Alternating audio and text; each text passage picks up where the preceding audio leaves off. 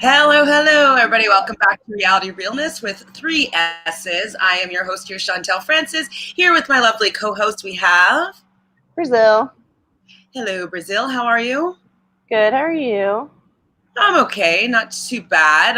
This episode was mediocre. Kind of annoyed me, a lot of it. But I'm here for talking about it. So if this is your first time on Reality Realness, well, then welcome. This is all about reality TV and all the gossip that goes along with it. And apparently, out of nowhere, Love Island wants to play on my computer. So it knows what we're talking about today. Please make sure you subscribe right down below. We're on our mission to 1,000 subscribers by October 18th. So what were your thoughts of the episode on a whole? It was pretty cringy a lot of the time and frustrating, for sure. For sure. It started out with, seeing... Wait, that's how it started? Really? Okay, I'm thinking of the episode before when they came back from Hideaway. We already talked about them coming back to the Hideaway. So this episode, it kind of starts off with Moira and Calvin talking about Mission SOS, Mission Sleep Outside. So do you think Mission Sleep Outside is Mission Sex Outside? I thought so when he was like biting her ear in bed before they went. No, I saw that fight. No, I got really uncomfortable by it. Hi, Jaquan. Hi, Jaquan. Hi, Anna. Hi. Hello, Realist. We haven't seen you in a while. Realist, how are you? I'm sorry. Go on, Brazil. I actually didn't mind that part though. I actually laughed at it. The biting of the ear. It was so no. Just the mission. Mission's cute. The biting of the ear made me uncomfortable.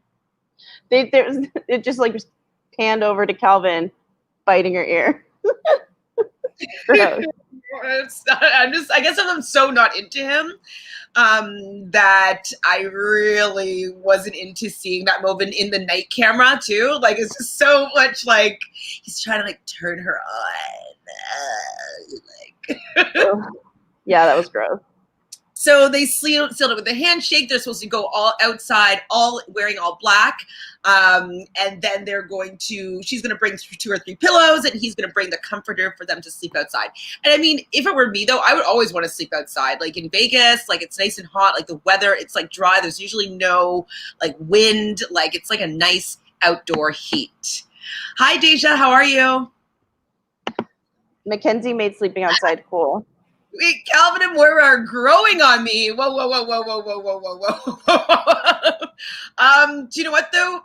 I would say that they're growing on me, and I don't even know after this episode if I can look at Johnny and Cely anymore. I don't think I can. Like, I can't look at them. I don't know if it's because I'm PMSing. Sorry, guys. But, like, I can't look at them as a relationship anymore. Yeah, Laundry. Hi, Laundry. How are you? I missed last night, but I love this chat. Well, it's like we're going to be spoiling some tea a little bit. Like some stuff goes down. Like, we'll be talking for a while if you want to watch it for 45 minutes and come back in a little bit. Because, yeah, I mean, unless you don't care to be spoiled. But we will be talking about some important things about this episode. And so, yeah, we'll be on for a little while. So if that's the case, then you can still catch up and chat with us if you want to do that. But you can stay with us if you wanted to. It says, this new Moira campaign is so fake. Calvin and Moira, I take it, Realist. It is a bit fake. But it's a different, it's not a manipulative fake, as I would say that, like, what's going on with Johnny and Cely at this point. In my opinion. I'll get into it, though. I know I'm being kind of vague, but I will definitely get into it. Anna says they're really pushing Calvoira. Okay, so do we like Coira or Calvoira? Calvoira. Or like Moika. Moikal. Ew. I'm going to say Moikal. Moikal. Got to keep the moi in there. Moikal. Realist says the Facebook people are transferring votes to Moira so they don't have to vote for Jaleb. Are you kidding me?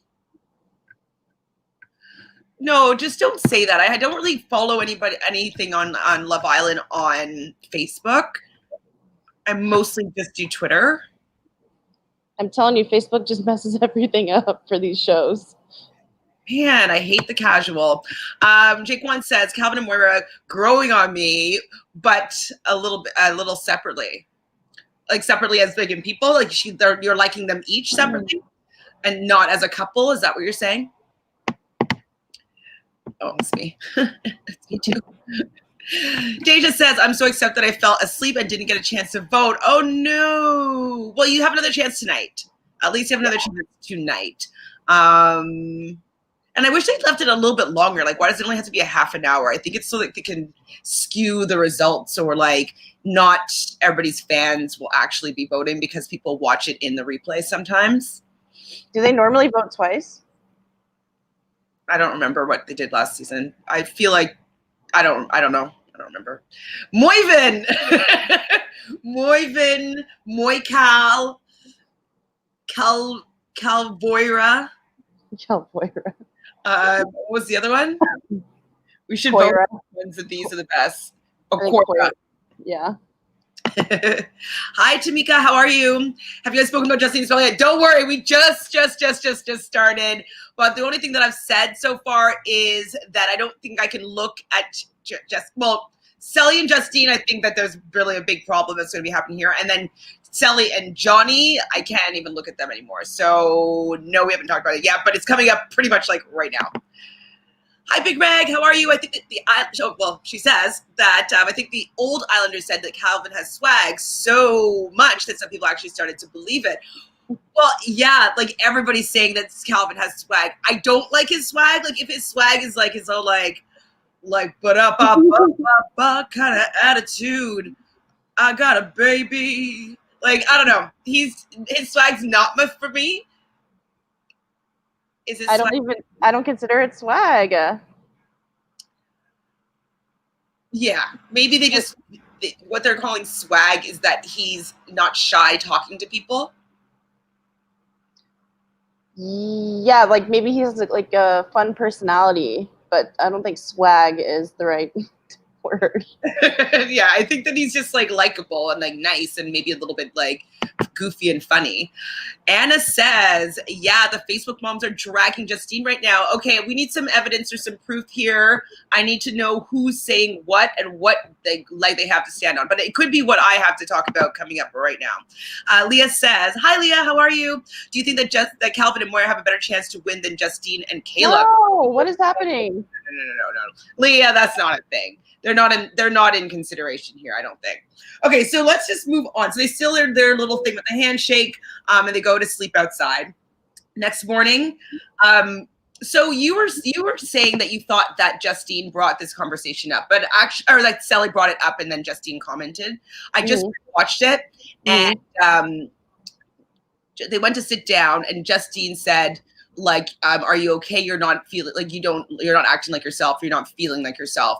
And then Cely was like, whatever. You saw the conversation that they had. And this is my opinion on this, is that I understand where Justine's coming from. I think that she was being a good friend. I think that she was seeing some red flags herself that she wanted to share with her best friend. But I think the timing was really off, because what it would look like if I was sensitive and like very defensive about my situation, and I just had gone through this with my both of our parents, and feeling like I have to keep on rationalizing like our relationship and saying that we're fine, that we're good, like that I've moved on, blah, blah, blah. And then have my best friend who's just got so much praise so far from America. So like Calvin has been like number one in all the polls for that, least or best or most or whatever the most likely to, or whatever the polls were. And then they voted potentially for a second time into the hideaway. And so they were looking like they're these power couples. And then someone that's supposed to be my best friend comes in and starts slagging off my boyfriend. who I've forgiven and I'm already going through a lot with. So I think that whether or not, like, I believe that her intentions were pure, but I think that the timing will come off disingenuous to Cely and it will just hurt her feelings. She was not going to ever be able to see what Justine was saying in that moment. And I think that, you know, a lot of people are coming for Cely saying that she should have reacted better to this. I understand where she's coming from, but they're both really young still. And like, this is kind of like what you learn in your early 20s about being a friendship in friendships and relationships at the same time. You learn, you know, it's never really a good time to be the messenger about something about a boyfriend that the friend is choosing. It's just never a good time to say anything about that unless they come to you. And then you could maybe give that information. But unsolicited advice is never welcome, especially timing-wise with what's going on in the villa. So that's my thoughts. Yeah. I mean, I definitely see what you're saying. It just, she was saying, I'm fine, everything's fine, while she's like about to cry. So I think it was like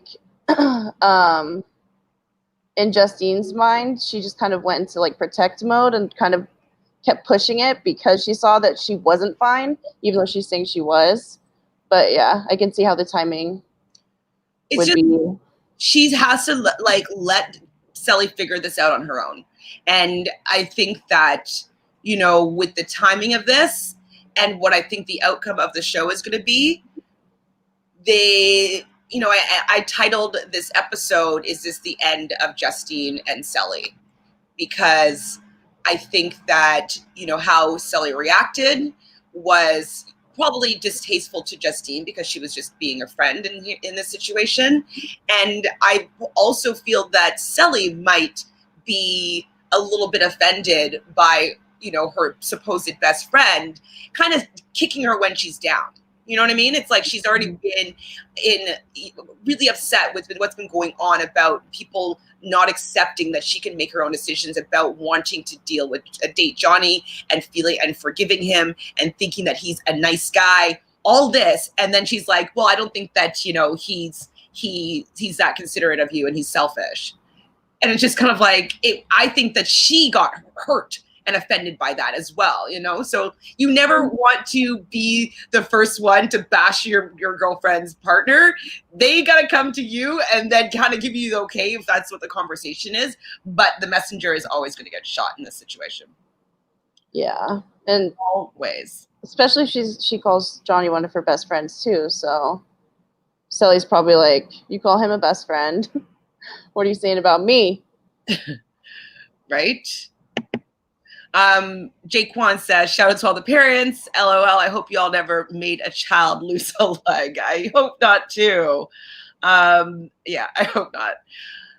We can talk more, obviously, about Justine and Cely, but I'm just going to catch up on these chat comments. So who do I think was the best parent? I mean, I thought that Johnny actually did a decent job with his parenting, and definitely Caleb because he had 2 kids to contend with, which I thought was interesting. I think that he might have said at some point in previous episodes that he wanted twins, but I don't think they've ever given twins to anybody in, you know. Not from the few seasons I've seen. He said it. He's like, it's just funny how we were in the one night we're in the hideaway and now we have twins. Right. Oh, and it's just like in case somebody was confused, the SOS mission was stated at nighttime, and then the chat happened, and then in the morning they're outside. I said like in the morning, Cely and Justine had this chat, and I was like, that doesn't make any sense. Oh, okay. Messing up the timeline. So if anybody's just confused as to what the heck I was talking about, that's why I said it wrong. So Leah says, do you think that Bennett and Lakin should have left or another couple? And if so, which one? I think that Bennett and Lakin should have left. They definitely didn't have enough time in the villa. I wasn't interested in seeing them move forward in where they needed to be for these. Like, I didn't want to see their couples with their parents. I didn't care enough about them for that. I would have obviously rather see Mackenzie and Connor in that kind of situation. Even if it was like if Rachel and Jeremiah were still together, like I would want to see them more than I'd want to see Lakin and Bennett. I don't care for both of them as their personalities, and as a couple, I don't know them at all, and so I didn't care for them. I think it's like a respect thing too, to keep people have been in there the longest. Like, allow them to get to the finale. Why, bring people that just came on the show a couple days ago? Yeah, exactly. So if it was another couple, I think that that Laurel and Carrington, I don't think Carrington's really into Laurel that much. I think that obviously they're in a better relationship than Bennett and Lakin. But if I had to choose another couple to have gone, it would have been them. Carrington is not that into her, and his family could tell. Her family wasn't impressed by him, obviously, especially how he's treated their daughter. And I think that she's too good for him. His parents were begging him to not go on another date in front of her. Right? Do you think that Johnny and Cely thought that Justine and Caleb were going to vote for Carrington and Laurel? I'm thinking that the producers probably wanted to have some suspense, because if they didn't have that, it would just be 4-1, or what is 4-1? Yeah, because it looked like Cely's reaction when she realized that they weren't going to be voting for them. She immediately looks at Johnny, and then Johnny's just like, fuck. Because in that moment, I felt bad. Not bad for Johnny, but in my head, I'm like, oof, Carrington and Johnny are not going to be friends after that one. I mean, I just wouldn't be surprised if the producers decided to just massage that to have a stronger moment. They probably knew that Justine and Caleb weren't going to choose Carrington. And so they wanted to have it to be a split vote, and so that there had to be a tie. They need to have the suspense cliffhanger before a commercial break. They needed to build that in. They wouldn't have been able to do that any other way than having somebody do that. And so maybe Caleb and Justine were like, no, I can't. And maybe Justine and Cely said they could. That's True. what I think. True. And I also think that Cely is not a fan of Laurel's. No.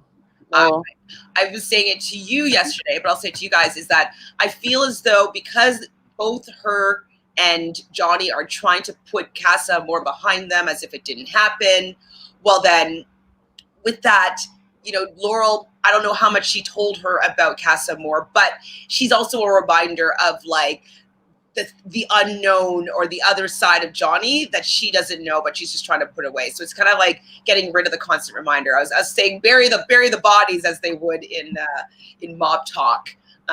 You want to silence them. You don't want them to be part of the narrative anymore. And so I think that maybe Cely was pushing for Laurel to leave, and less that as a couple they didn't want Carrington to be there anymore. But I think it was get rid of Laurel. I don't want anything. I don't want her to come up and feel compelled to tell me any more about Casa Moore. Casa Moore is done. And I think that is what they wanted to do as well. Yeah. I mean, especially after having that conversation with Justine too, kind of making a point maybe. So Deja says, oh boy, I see what people were saying about Calvin because the pic, I seen him, and last night's episode made him a daddy. Literally, ew, it hurt me to say that. Deja, it hurts me to read that out loud. I mean, there is a picture floating around where people are like, damn, Calvin, if he's wearing all black. I don't know if it's from the episode, but it's in black and white. I don't know if it's a slide from the episode or a modeling pic. Anna, if you have that, can you text it to one of us, please? I'm just not into him. He's not the type of guy that I would ever go for. Deja. Daddy status? Come on. Deja, you're trying to call Calvin daddy. Calvin daddy. Realist says, I don't care what swag Calvin has. The connection between him and Moira is not deserving of $100,000, and that's the bottom line. And I 100% agree with you there. At this point, the only couple that I think that has any sort of they have to win it. It has to be Justine and Caleb at this point, with the unfolding of the dissolution of the relationship between Justine and Cely. And this is all from the action that Johnny has done. and how he's handled the situation. It has dissolved a relationship. And what it's looking like to me is that she's becoming an abused woman that's in a relationship with a cheater and is always going to start making excuses for that. And like, that's from when the glasses were snatched and she chose to partner up with him at that recoupling ceremony. From that point forward, I was hoping that she was just at least playing the game just to potentially win the show. But I think that she has convinced herself that she's doing the right thing and that she's ignoring all these signs. She's ignoring her intuition. She's ignoring like how she felt in that moment when he snatched the glasses. She's ignoring the times when she felt manipulated. She's ignoring the time when Justine asked her what she would do in that situation. And she's like, I would tell you that it wasn't worth it. She's ignoring her own advice at this point. And the fact that, you know, he was saying even before they were meeting the parents, like, well, it doesn't matter what anybody else thinks. It's just me and you. It's just you and I. Like, the only person that matters is you, and like in what you think or what she thinks, whoever he's talking to. And so that makes me feel like he's trying to just have all the control around her. And so he can dictate the narrative. You know what I mean? Like, and then if she's not having any outside influence, then nobody's going to tell her that he's not a good guy for her. And so I don't know if he's doing this like because he's that like a manipulative, strategic mastermind of like, you know, doing this within relationships. But with seeing that his father was like, I would be doing that if I was his age or whatnot, I feel like he hasn't really gotten a good role model in how to treat a woman like Caleb has been treating Justine.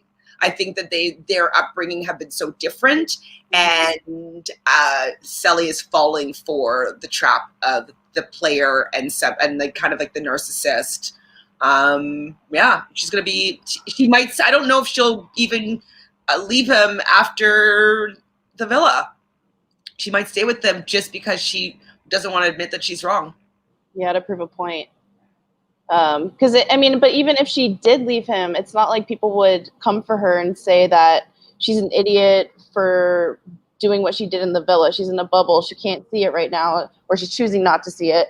And so if she were to like, you know, if her family were to convince her after, not convince her, but tell her how they really felt after this, and she were to watch it back and feel differently and decide to end it, I don't think anyone would be like, you're stupid for that. I don't think so either. I think that I think she's going to be fine if she decides to do that after the fact, and I support her 100%. I also understand her being in this situation that it's like very hard to have an objective perspective, and Justine is a new friend, and you know she's also, they're competing against each other for money. Like, there's all these other elements that go to her potentially not being able to see things clearly.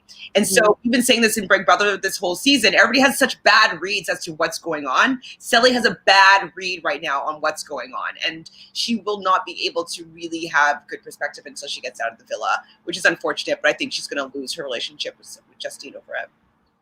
Yeah, I mean, this whole episode just showed how, whether or not it was producer influence, like, it was like the first episode where they are on completely different pages. And it was very apparent. It was actually really sad. I was very sad because I was like, oh my God, this is the end of their relationship probably. And, you know, it's going to be for Johnny, who he is not worth it. She already said it's not worth it. Johnny's not worth you losing your relationship with Justine over.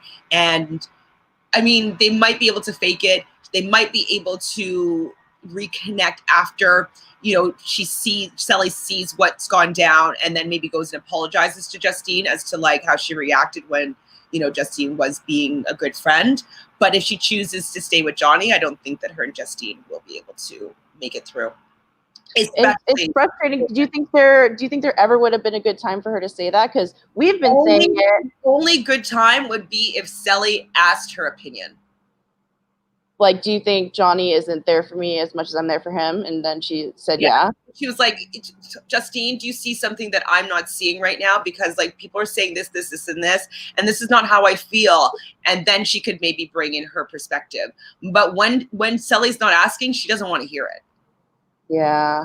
It's so shitty too, because we and everyone in the chat has been saying that, like, how come when Cely said, like, Johnny ends up having her console him, Mhm. or same with Moira. So I think Cely probably knows there's a bit of truth to that, and it probably pissed her off. She was getting choked up because, like, if her best friend is saying something like that to her and she's choosing to ignore all these things, I think that's why she was getting emotional in that moment. And ignoring her family's reaction, like, come on. Her sister was not excited to meet her boyfriend. What his dad said, and she's laughed it off. Like, no. Okay, we're still going to talk more about this couple, but let's see what Leah has to say. Anna sent me something. Oh, God. Oh, no, Calvin. Calvin looking hot? Well, look at I did see that somewhere. I don't like him. I don't want to see him sexy. I like him in the I like him in the all black one. I think he looks okay, but like no, thank you. Deja, you can have him. No one's fighting you for him. or yeah, Deja is all yours. You can be Daycal. Leah says, I think Carrington would be one of those coach dads because he was so aggressive in the challenge. I could see that. Like, he was definitely being a parent in that parent challenge.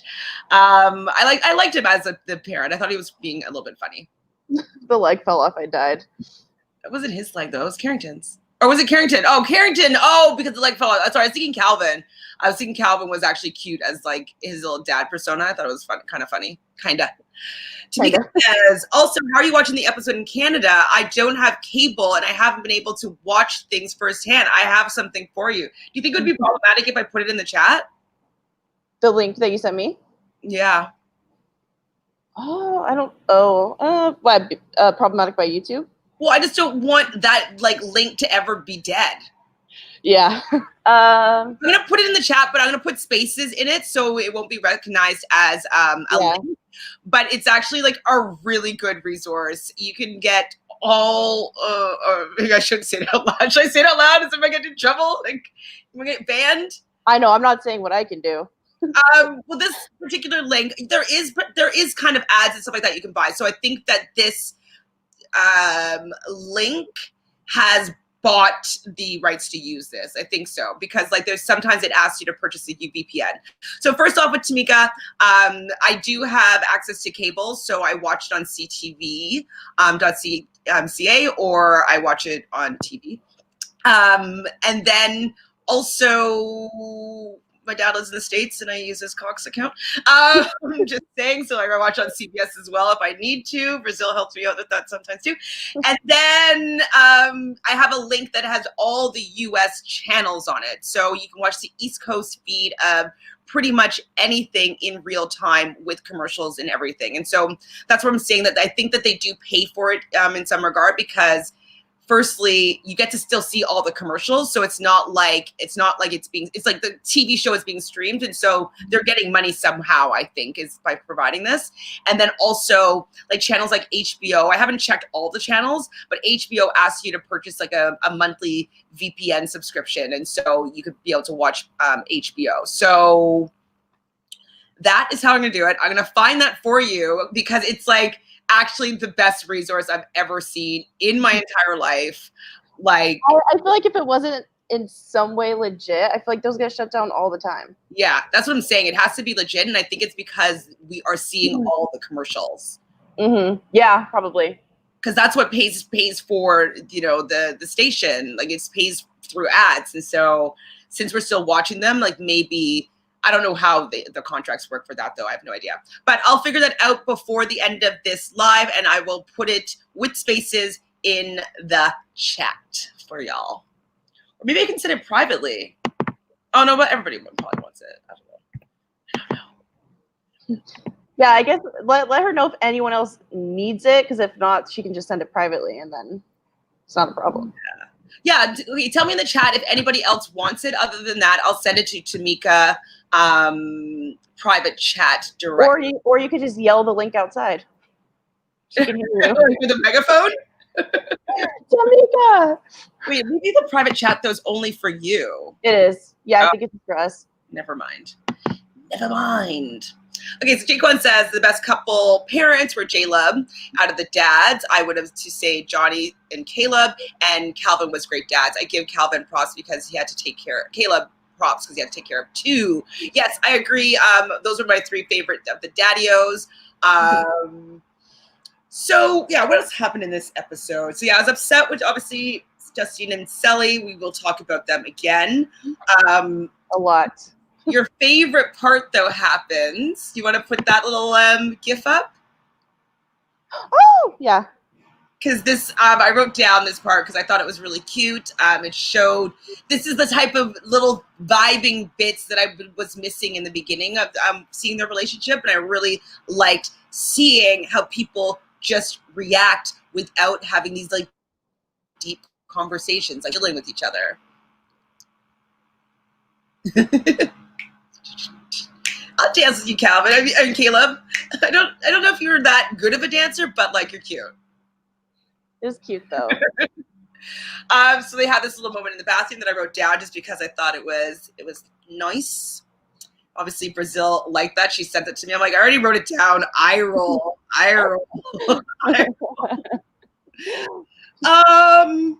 Oh, this is where the kiss happened. I went, Calvin kissing Moira's ear and neck. Why did you have to show us that? Well, because then they sneak out for their, sex outside. I think they did that because they wanted to not have the cameras in there or the people around them, and they basically made their own hideaway time. Yeah, they were never getting one. So. Well, with like the ear nibble and whatever, like he's just Deja, I don't want to make you jealous here. Deja. So in the morning, Cely wakes up. Well, everybody wakes up pretty much because they hear the babies crying. They realize that Moira and Calvin are not inside, so she runs out and tells them that they got some babies. And this is when we learn that J-Lub gets twins, and they're just kind of like, why? I felt bad. I did too. It was actually kind of fucked up. It was a little bit like shady, I thought. I wonder if they were like they weren't as hard on them because they had to, like making it cry constantly, or if they were just going full force. They're probably going full force. What do they care? True. I mean, I don't think anybody really judges how people act with these babies as real. There's one, I think it was the first UK one, and it was hilarious that I think the girls went out for brunch or something and the guys had to take care of them. And I think they did it to where like your baby could die. And I think it was Jonathan, like he dropped the baby a couple times, like one of them threw the baby, like and they ended up like losing. It was funny. Yeah, I mean, I've seen guys do I can't remember what I was watching, but something recently where they put the baby somewhere where they could see them, but like they were mad about what they did with it was a stupid show. So Labor of Love they had on it like after The Bachelorette, whatever. And so it was a really terrible. Did you hear about it? No. So it was just a dumb show with this older woman. She's like 41 years old, and she's like frozen her eggs, and she just is looking for a man to have a baby with. And so they had all these like baby challenges, whatever, at some point, and like they test the guys like sperm counts, and like it was just a very bizarre show that I still watched. And there was a scene with the baby, and like they were very upset with how like they were very judgmental, and they took it very seriously how these guys were taking care of this baby. So that wasn't the case here, I don't think. No. And it was whatever season I watched, all the guys were just like had no idea that it was supposed to be like, or that they were gonna like lose or win anything. And so when the girls came back, they were like, "Your baby died," or like they were like telling all the girls like, "What did you do to the baby while we were gone?" I thought it was weird though that the boys didn't get to go out and leave the girls alone. I mean, the guys kind of forced them to when they got back. They're like, "No, you got it." I can't remember if there's something else that's equivalent and like flipped. I don't remember if the guys get an outing, but like in the regular show, like sometimes they go to like the market and they all like they go on a date or no. Well, I've seen like the guys all go to the market together and buy food to make for the women, or they've done stuff where guys left the house in a group. I could be messing up what that was. I've definitely seen a date as well. People going to like the market and buying stuff. I've seen that too. That was definitely. But yeah, the guys haven't had a chance other than Casa Moore. Maybe they're scared because they don't want anything else bad to happen. We're not leaving your sights for the rest of the season. Right? Leah says, when Cely came out running and yelling, Moira, you guys locked your baby inside. Go shut him up. I thought it was kind of funny. She just looked like a mess. Yeah, she was still half asleep. She's her own medicine, though, getting woken up by like screaming. I know, right? Leah says, okay. Oh, okay, Brazil. I see you with your new updo. She always has an updo. Yeah. Sometimes. I mean, I have like a bun sometimes, but. Always got updo. But yes, you do, girl. Reela says, I understand where Justine's coming from, but in these moments, reading the room is very important. She should have known with the stakes at hand that Cely wouldn't be receptive because the game. 100%. And like what she was detecting was correct, that she was feeling a certain type of way, but just to put on her opinion about her relationship and about how her boyfriend is treating her, like she wasn't ready to hear that at all. And they were at the top. They were the power couple for a while, and then imagine just knowing that that's not the case anymore. Well, and not understanding why people can't just let Casa Moore go. Lindsay, hi Lindsay, nice to meet you. Thanks for chatting with us. So Lindsay says that Cely would have taken her advice better outside the villa, 100%. If $100,000 was on the line too. Well, and she's just not in a good place. She just had 2 shitty meetings with her boyfriends, like your parents meeting each other, and I don't know, it didn't go well. Like Dad said, game plan. Come on, I would be like, what did you just say? She's ignoring the signals. Reela says, Cely's reaction, however, didn't come off well. Do you want an honest friend or a yes man? Well, this is the thing. Yes, I would want an honest friend, but I also would want my friend to realize what kind of position that I was in this moment, and saying something like that then would just come across as hurtful.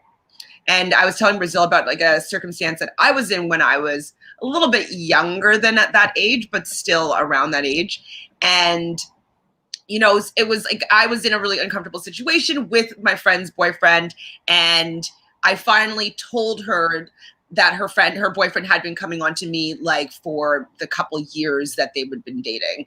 And it took a lot out of me to say something, because I didn't want to ruin their relationship. She loved him so much. And I liked him as a person, but he was doing things to me that I didn't appreciate.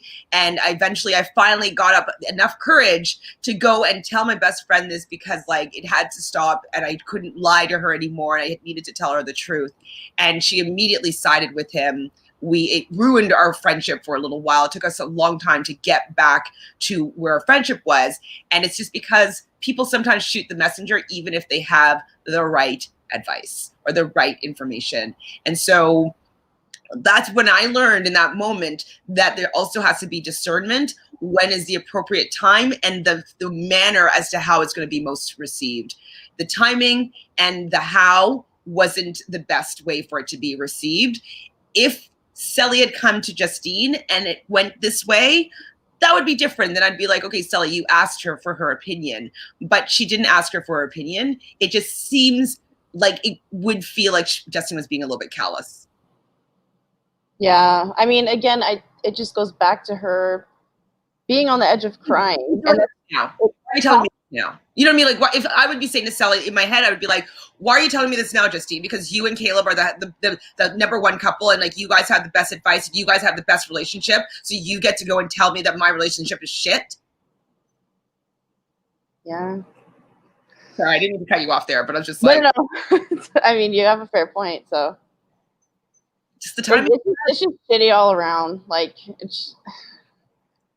Intentions were there, but timing was not. Timing was off, and I don't think it's being a yes ma'am, but it's also allowing your friends to make decisions for themselves. Like parents have to go through that a lot, especially when their children are in high school, when they start, rebelling and not listening to their advice. And the parents knows best. The parents usually have experienced that when they when they were in high school, and they've seen this scenario play out so many times. But part of being a parent at times would be to let your children experience life for their own selves and then gain their own knowledge and perspective through that. You can't really teach somebody to have, perspective and understanding. And so I think that in this case also Justine needs to realize that I may know what's best for her, but she can't see it right now. She has to come to her own understanding of what's going on in the situation, because me kind of push her in that direction really is not going to be receptive with her right now. And so I don't think it's probably just so palpable that she isn't herself anymore, because she just has that personality to where I guarantee you everyone can pick up on it. And I don't know. Yeah, it's sad. It's sad. She's trying to prove to everybody that their relationship is good. Yeah. That's what it feels like to me. Jaquan says, I get where Justine is coming from, but Johnny probably needed a little space to gather his you're such a Johnny apologist. Need a little space to gather his thoughts together, because I know when I'm upset, I like to listen to music in the pillow. You kind of get trapped. You should be his publicist. Johnny's an asshole. And it could be because he's young, but he's an asshole. And Justine is 100% correct that it always becomes about Johnny. It never becomes about the person that he hurts. It comes about Johnny saying the right thing. So you should be forgiving him right now, so he doesn't have to feel bad anymore. Like, it's like she always said, well, if you want to be with me, then go tell Benny that you are not available anymore, because I don't want to feel nervous or upset or worried that my girl might be leaving me. Like, go do this to make me feel better. Go do that to make me feel better. Say this to make me feel that. I don't want to be talking about Casa and Mormon anymore, because it makes me feel like shit. Like, he is very selfish and that's how he's what's the word I want? Grooming Cely to be in a domestically unbalanced situation. It's no good. So yeah, I think you're right. You can tell where he got it from. Mm-hmm. I forgot that his dad basically said I would have done the same thing at his age. Like, what? And we'll get to a little bit more about passing down some traditions shortly. I'm just going to move through this chat a little bit. Hi, CJ. How are you? CJ says, no, I don't think it's the end of their friendship. She'll watch this later and know that Justine was just looking out for her as a friend. I agree. But it depends on whether she decides to stay with Johnny or not. If she decides to forgive everything that went on the villa, even outside, and like Mercedes is on a tour right now, pretending to be telling the truth, but really just shading Johnny big time. I think you're right though, Chantele. It will depend if she's with Johnny, because if Cely tells Johnny what Justine said, do you think he's gonna be like, nope, you don't talk to Justine anymore? Mm-hmm. Why are you letting you? He's going to say something like, why are you letting somebody else come between us? You know how strong we are. You know how good I am to you. You know how much we love each other. Like, why are you going to let somebody else's opinion interfere with our relationship? Boom. You're right, Johnny. It's done. Like, she's locked in. She's locked in. So she's always going to be defending her relationship to other people, I think. Yeah. And so, yeah, I don't want it to be the end of their friendship, but I think that this may show how she might be taken away from her friends and her family and get sucked into a relationship with Johnny, where she's not really allowed to communicate with these other people, because they might give her some clarity or some insight or say, like, get out, he's an asshole. And so if she chooses not to watch Casa Amor and not to do that and stay with Johnny, she's fucked. And that relationship's done. If she doesn't watch Casa Amor, they're going to get married and we'll never hear from them again. I mean, no, we probably will, but we'll hear there's going to be scandals of them cheating. You know what I mean? Like, or him cheating, not her.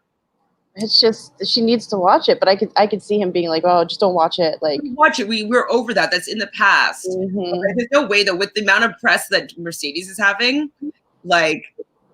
And she's just, every time she has another interview, she's like it's almost like she's reading what everyone is saying and then trying to correct for it. Like if you watch her interview or whatever that video was she put up yesterday, and the video where she's initially right out of the house, it's two completely different sides of the story. It's like what actually happened and how she actually felt about things, and then now she's been getting a lot of backlash for it, and now she's like, oh well, I meant this instead of that. It's like, no, shut up. And she's like, oh, I'm a self-respecting woman. Like, I would never have sex with him under the covers. Like, we did a lot more than what he said, but like, I'm a self-respecting woman. I was like, sure, girl. And she was also saying things like, oh, like I hadn't seen a boy in like weeks. And so like, I was just like, I just really wanted to just like have fun and have a good time. And like, I was giving him back what he was giving me or whatever. And like, when I said that, I didn't want him to say Cely's name again. It's like, because his actions weren't like equaling up to him not wanting to wanting to talk about Cely, like how he was acting with me wasn't like that. So I didn't want to hear him say her name anymore if he was going to be like coming on to me. Yeah, like she was trying to say like, don't disrespect Cely. Like that's what she was trying to make it seem like she meant, and that is not at all the case. Anyways, like I really dislike Mercedes, unfortunately. Like I was hoping that it was just a bit of an act, and that like she, came in doing that because the producers kind of pushed that. But now after and seeing her thirsty TikToks and like, doing every single live, and like she's just doing a lot of press about this Casa Amor thing that I can't really trust anything that she says, personally. Yeah, exactly. It would be different if she was like, if she seemed like a girl's girl, but just everything that she did that we saw was just like, she just seemed shady all around. So why am I going to really believe everything she says or care? Because I just think she's just putting on a show. Yeah, it's so and then always throwing in a little bit of emotional manipulation, talking about how she's being bullied by people and that she like can't like look at her Instagram yet. And like, I don't want anybody to be bullied. I get that. And like, me having my opinion, like if she were to listen to it, she probably might be hurt or offended by it. But I'm not trying to attack her character. Well, maybe a little bit, but I'm not going to go onto her Instagram and say anything nasty and negative. I'm just kind of talking about the situations that I've seen her do and having opinions about it. I'm not saying like, you bitch, or like, you know what I mean? Like, I'm just, anyway. So I don't want anybody to be bullied, but I really don't appreciate, she's kind of going on a phony smear campaign against Johnny, like saying that he's like a good guy and that she really likes him and they got along really well and that she was pursuing him. And then when he said that he wasn't interested in pursuing her, like it was no big deal. She still wants to be friends with him after this. And I was like, wait, what happened to be like you being like, oh yeah, he's going to slide into my DMs and whatnot. Mm-hmm. Yeah. And then she's like, you made so many friends in there. And I'm like, I don't think you really kept any in there. Well, except Pat, apparently. Pat? She said that Pat, or I guess like one of the questions, it was like, oh, who would you have like wanted to get to know, or who do you think you would have worked out with? And she said, since after the show, she's been in communication with Pat, and then we might see something with them. Oh, I mean, Pat's cute. I mean, I didn't know anything about him, so. I mean, I just don't think that she's ready for a relationship right now. She's just trying to show that people are interested in her. Right. I mean, she's very beautiful. Yeah, personality just. That's not my type of vibe though. For women, it's like I think that like I like people that are sexually open or whatnot. Like I think that that's a cool quality, but I don't like the type of woman that gives off the vibe that she's going to steal your boyfriend and then claims like girls don't like me, like girls are, you know what I mean? And I'm like, okay, it's because you do that to see whether or not you can tempt people's girlfriend partners. And I don't like any of the women that I don't like trust wholeheartedly without even meeting them. And that's the thing. She said that she's in there for herself. I get that. But like I would just not want to interfere with someone that had a relationship like Cely and Johnny's at that point. I just wouldn't do that, I don't think, even if I was coming on to Love Island. And if he was coming on to me, I would still be like, there would be pushback. I'd be like, no, like I really like what's going on with you and Cely. And, I only would want to pursue something if you knew for sure that was me that you wanted to be with, but I don't want to interfere with what you have going on there. Like I would be so adamant about that because I'm a girl's girl. Yeah.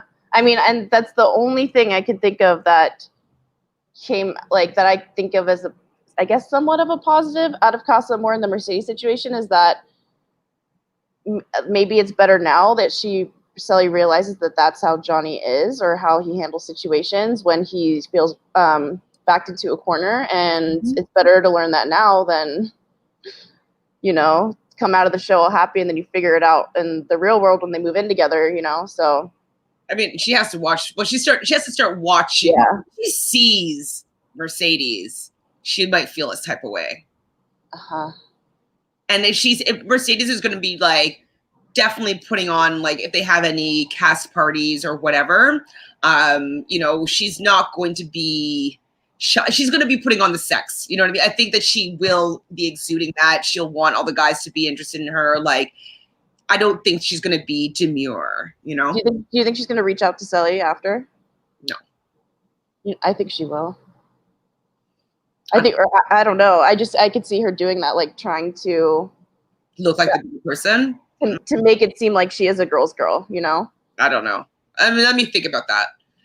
Laundry says that can get messy when it comes to opinions regarding a friend's significant other. Unfortunately, you can only listen and not express your opinion. Exactly. Sometimes listening is the best thing to do. Exactly, Laundry. That's my opinion now as well. You know, you can't stop people from making their mistakes sometimes. Yeah. I know. I guess I've never been in that situation where either I've offended a friend by saying something. So I don't know. Yeah, I don't know. It's kind of weird. Well, like it happens all the time. Like if you don't ask for advice, it doesn't necessarily have to be about a relationship, but like if someone gives you unsolicited advice and if it's not welcomed at that time, it's irritating and like you'll get pissed off about it. Like someone could just like critique, like, I don't know, like, oh, like Brazil, like your ponytail today, like it's like not as like I usually like it better when it's, you know what I mean? You'd be like, what the fuck? Like, why are you giving me advice? Like I like the way I look, you know what I mean? Or whatever it is, you know? Yeah. No, I see what you mean. Yeah, not necessarily relationship, but you might have experienced it on one side or the other about something completely different. Deja says, you guys surprised that Cely and Johnny voted for Laurel and Carrington? Yes, we'll get there, like, to go deeper. And I kind of talked about it a little bit, but I think that Cely wanted Laurel out of the picture. And I think the producers wanted it to be a dramatic vote. That it was. they dragged that moment out. Like, just why are you so like? It's just Bennett and Lakin. Like, you don't have to be so pressed. Leah says, I like how every couple that made it to the final, there is original Love Island cast. Yeah, like Cely, Johnny, Justine, Moira, and Carrington. Yeah, I mean, that's usually what ends up happening because they've had the longest time in the villa and the longest time to work on their relationships. But it also, with the USA version, it's like 3 weeks shorter or maybe even a month shorter. And so there is opportunity for newer relationships to start and deepen in the UK version over the US version. Yeah. But I'm always Team OG. You get to know them more. Like, you see more of their personality. You have more sympathy for them. You want to see them do well. So it's hard to care about someone that you just saw walk in, know nothing about. Exactly. And they just go in, like, interfere with someone's relationship that you actually like, and then, like, yeah. So I usually don't like the people, the temptresses. Lakin doesn't like children. We learn that she was fired from being a nanny. I thought that she would have liked children, just like, you know, the compassion that she has for her brother or whatnot. But maybe that's also why she's had to put a lot of effort in that way, and so she maybe just wants a little bit more of her autonomy in that sense. But I thought that she would be like children because of that. But I was gonna say the same thing. Like, I feel like I grew up like having to raise my brother and sister a lot, so now I'm like, oh, wait on kids. Like, I've already kind of done all that. So they name their babies. So do you remember everybody's names? So Justine and Caleb, what were the names? Coco and Kiki? Yes. No. Oh, okay. It's Kiki and Coco. So Kiki was, or was it Kiko? I wrote down Kiko, but I think it was Kiki. Kiki was a nickname for Caleb's sister, and Coco is a nickname for Justine's sister, which is really cute. My best friend from back in the day, his name is Nicole. I used to call her Coco. So I like the name Coco. Coconuts? Not that Coco. We don't like that Coco. We don't talk about her. We don't call her Coco. But it's so funny though, whenever I see her, she's like, I'm the only one in her life right now that still calls her Coco. And so she gets like transported back into time whenever we hang out, because like nobody in our new life calls us by our nicknames. Like she always calls me Shanti. And nobody in my life right now calls me Shanti. And so Shanti and Coco was like our whole vibe for like 20 years. You know what I mean? That's cute. That's cute. Shanti. Shanti and Coco. And we did like everything good together. So there was. I know and during Big Brother, Nicole was like on some interview with Andrew and Krista, and she like name dropped Zilly, and that's like my nickname for a lot of people back home. And everyone in BB Cheesecake was like Zilly, Zilly, Zilly. I was like, oh my god. I mean, so Zilly weird. is a pretty good nickname. Yeah. I think I called you Zills. I've called you Zills. Zill, yeah. Zills. Better than Bra. Who would call you Bra? No, it's just the other half of my name. No, but like you would never go for the Bra. You go for the Zills. Yeah. Zilly. Mm-hmm. Zill. Jaquan says on the app I didn't vote for who I was gonna miss more out out of Bennett or Lakin, because to be honest I wouldn't really miss them. Yeah, okay, yeah, get rid of them. But wait, he didn't vote for which one he would miss more. Oh, okay. I think Jaquan. Yeah. Oh, okay. I see it. I remember what the questions were. I got it. Leah says, "Do you think there's going to be some bad blood between Carol and Jelly?" Wait. Carrington and Laurel. Okay. And I like Laurington. And Johnny and Cely. Okay. You like what? Laurelton? Laurington. Laurington. Yeah, I like Laurington better. Carol is too. It could be mixed up for her. Yeah, I was just confused. I was like, who? But it's still quite funny. I think that, yes. I think Carrington's not the type to let that go. Well, Johnny, and he would have never voted Johnny out. He's a personality though, and so I think that he would be able to rationalize it. Just be like, "Don't worry, I didn't know. I knew that you and that Justine and Caleb were never going to vote you out. We just did it for drama's sake, or whatever, or that's what we really felt, but we knew that you weren't going anywhere." I don't know. I think you can rationalize it well enough. Like maybe it would be like, "Fool me once, shame on me. Fool me twice, shame on you." But like, or vice versa. But I think that they'll brush it off for the rest of the show. I don't think that he'll hold a grudge right now. But I don't think. Sure. I would only hold a grudge just because I would be like, dude, I would never do that to you. What? Like, why do that to me? But yeah, if you already knew that was the case, that Caleb were keeping him, then it's not really a big deal. So Cynthia Ann is the name of Carrington and Laurel's baby. Cynthia named after Laurel's mom, and Ann being the middle name of Carrington's mom. What did you think about this name for their baby, Cynthia Ann? I didn't like the name, but I liked the meaning behind the name. I know, it just seemed quite boring. Like I loved Kiki and Coco. It was cute. Like they didn't have to be so serious about these names. You know what I mean? Yeah. It's like the whitest name ever. Right? It just seems so vanilla. Cynthia Ann. So vanilla. Like Kiki and Coco, yes. Like they're cute. Even Parker. Well, were they saying Peter Parker because of Spider-Man? Well, I think they settled on a few, like, and then she's Moira's like, I really like Peter, and then Calvin said Parker. And she's like, "Oh, I love Parker." And then I don't know if they actually said that jump, but I thought it. That's what I was thinking. I'm like, oh wait, Spider-Man? I thought they were gonna actually make a reference to it. Yeah. Being like, yeah, his name is Parker because like I don't know, say like incognito, but he's like I don't know, whatever. Like I don't watch Spider-Man.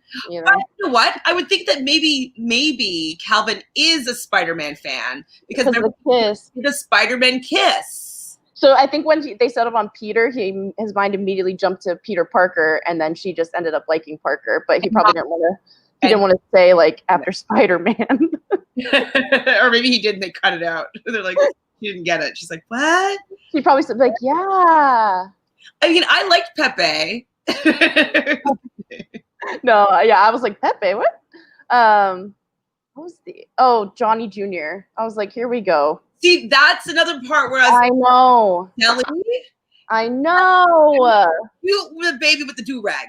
That was very cute. Yeah, it was. I liked that. But then Johnny Jr.? Oh, Johnny Jr. Johnny Jr. the third, so she wanted to be like the granddad? No, that man is not faithful. I'm sorry, Johnny Sr., but you did not come across as the type of man that I would want to have a long-term relationship with. And it seemed as though his mother was not impressed by the antics of his father. It seemed like she was quite like stern and like, I don't know. Are they together? I was just gonna say, I don't know if they're divorced or not. They weren't together in the video. Right. They're not together, but they're not together. Same with Caleb's family. I don't know because Johnny never talks about his parents or like anything from back home. So I don't really know anything about him. Sisters, I think he's mentioned before. Oh yeah, like like his mom and his sisters are like really close to him, but I'm not sure. Ooh, what about? Sorry, pardon? Who? What interview? Well, remind me about Mercedes and Johnny again, like after. Hi, Mercedes. Mary, how are you? So Cely ends her friendship because of this. Then she wasn't a true friend anyways. That's not what I'm saying, Mary. Cely has sought Justine's advice previously about Johnny, so maybe she thought she could in its moment. I don't think that she's going to go out and end a friendship, but I think that she's going to put distance within the relationship because that's what Johnny's going to want, because Johnny's going to be like, oh, well, I don't want your friends to be thinking poorly of me. Like, oh, like, you know, if you trust me, like, why are we hanging out with these people that don't have faith in our relationship and are saying bad things about our relationship? And so it's not that she's going to break and end the friendship and be like, hey, we're in a fight, no more, we're not friends anymore. I think that he is just going to slowly start to make her come into his own lair and push away all of her other friends. And so that's what I think is happening right now. I think that she's just being manipulated into a relationship with a narcissist. Yes. That's what happens in all abusive relationships. Yep. Oh my gosh. So many. I'm so behind. Okay. Jay just says, I'm also glad we had a different shades of babies. Me too. Thank you. That's very cute. You know, they've always done that if I'm not mistaken. But yeah, different shades though. So that's good. Yeah, I feel like they usually have like at least 4 shades. Yeah. Leah says, when Carrington had to pick between Laurel and Laken, Cely did say that she likes Laken better than Carrington for Laurel. Yes, absolutely. And people were coming for Cely saying that she wasn't being loyal to Laurel. But I think that she, as I said before, doesn't like Laurel because she was part of the Casa Amor drama. And how is she going to forgive Johnny and forget that Casa Amor happened if Laurel's standing there in her face knowing the truth? I know, and I still want to know, and I hope whoever gets to interview Laurel asks her whether or not Cely asked her what happened in Casa Amor. I don't think she would have. I don't think she would have. Yeah, I don't know. It's just an awkward situation because I think I said back then if I were Laurel, I wouldn't go tell Cely that, because we said back then too, the messenger is the one that's always gets in trouble. So I don't know. Well, like kind of like how I think that she probably chose to go to Noah because, you know, he's going to give it in a way that Cely's not necessarily going to feel stupid. But I think that if she went to Laurel and Laurel gave her truthful opinion of the situation and how she should maybe look at Johnny moving forward. And then she still decided to stay with Johnny after having a woman's perspective of the situation. I think it would be harder for her to convince herself to forgive Johnny. And so I think that's also a reason why she might not have gotten to Laurel. Well, and Noah watched on TV. He wasn't there. Laurel was there. So, you know, she can somewhat blame it on how it was like cut or edited or whatever. She's just asking what was shown. I feel like she wanted to know more of what all of America knew versus like what actually happened. Yeah. Divine says, hi, Divine, me, how are you? Good afternoon. I'm with you, but only listening today. No problem. I'm really behind on the comments, but I will get to all of them eventually.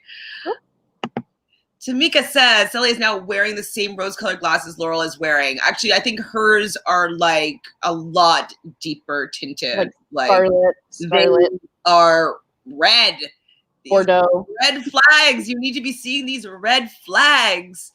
Somebody once said, what's the saying is like Cely right now is trying to paint these red flags white, you know, and these are flags. As soon as you shut down a friend from giving you truthful advice, I know it's easier for us to see than her, get it, but not good. I just hope she sees it when she comes out. I don't know if she I know. Her pride's on the line here too. Or who knows, maybe Cely is also playing the game and now she just wants to finish on top. I was hoping at one point that when she chose Johnny, that she was playing the game. But the fact that she got choked up in the conversation with Justine makes me think that she's locked in. She's starting to get mind manipulated. Oh, for sure. For sure. I mean, I hope her sister lays it on her thick. But she's gonna get in a fight with her sister, her family, most likely. But that's one group of people that she cannot push away. If she does that, oh my God, I don't think her family. We'll see. We will. I don't know. She's super into this guy, and I could see him just like being like, they just don't see what we have. Like they're judging me on something that I did weeks ago. We're over it. We're moving forward on it. Like they're just going to, every time you see them, they're just going to be interfering in our relationship and we're not going to be able to grow and move forward from that. And like, he's just going to say that over and over and over again until she's like, doesn't want to have that fight anymore. And so she'll just avoid either talking about him with her family or seeing them all together. Don't say that. I've seen it happen so many times. I know. Leah says, how does Justine always say I love you to everything in the villa, but Caleb, like, common, just say it and claim girlfriend and boyfriend? Wait, can you explain that? She said, she's like, look, come on, just say it. Like, come on. Oh, okay. But Caleb, like, come on, just say it and claim girlfriend and boyfriend. Well, I mean, they're being realistic about it, I think. I think that because Johnny and Cely said it already, I think that they also don't necessarily want to overshine that moment. Yeah. And I think, to me at least, I think we can fall in love in that short of amount of time, but I don't know if I would say it right when I felt it. I think I would maybe wait a bit. Yeah, I don't know. I mean, if Cely and Johnny hadn't already done it, maybe they would have said it sooner. Possibly, yeah. But yeah, I think it wouldn't even look like it meant as much if they did it like right after. But yeah, exactly. I think that they just need to wait. Maybe they're going to save it for their date, their grand date. Divine Me says maybe after talking to her sister, Cely will understand what Justine meant.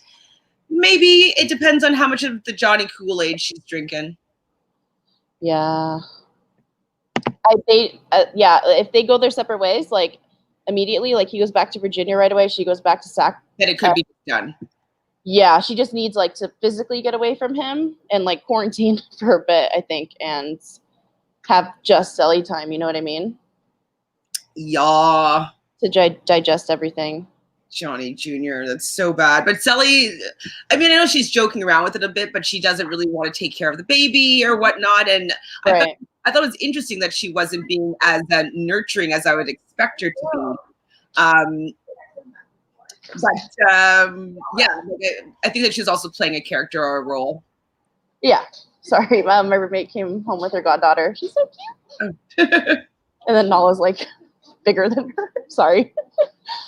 Quan says, I don't know if Johnny deserves the blame with the Justine thing, because I know with my relationships, my sister always trying to give me some advice. Sometimes I listen, sometimes I don't. Johnny deserves the blame. Jaquan. Johnny is being an asshole. You've seen what the example that he's got from his father. He's always making it about him, and he's never taking Cely into consideration. He said once or twice, like, yeah, I feel bad that you have to go through this. Okay, cool. But like, it's always like, man, I thought we were over this. Like, I've already said that I'm sorry. Like, how come everybody's not getting over it if we've gotten over it?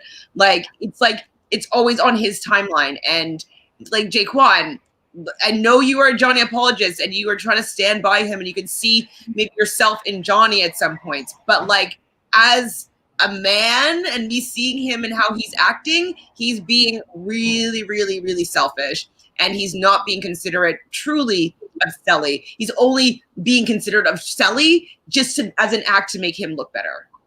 Yeah. Johnny or Jaquan, you should be his publicist. Jaquan says, LOL, Calvin Moira got a handshake now. Yep. I mean, their handshake wasn't as cool and authentic, in my opinion. I think he saw Johnny's and Cely's handshake, because that happened in the beginning. So he would have. Yeah. So he might have been like, "Ooh, good idea, yes." Hey, this will make America keep voting us into the top some fucking way somehow. Who's doing it? I definitely think that with Johnny being good with the baby, I think that CBS was trying, or the producers were trying to get us to warm up to Johnny a little bit, and like, you know, like, oh, like, he is a good guy, he's a nice guy, but I'm not allowing myself to be fooled anymore. Like, no, it's done.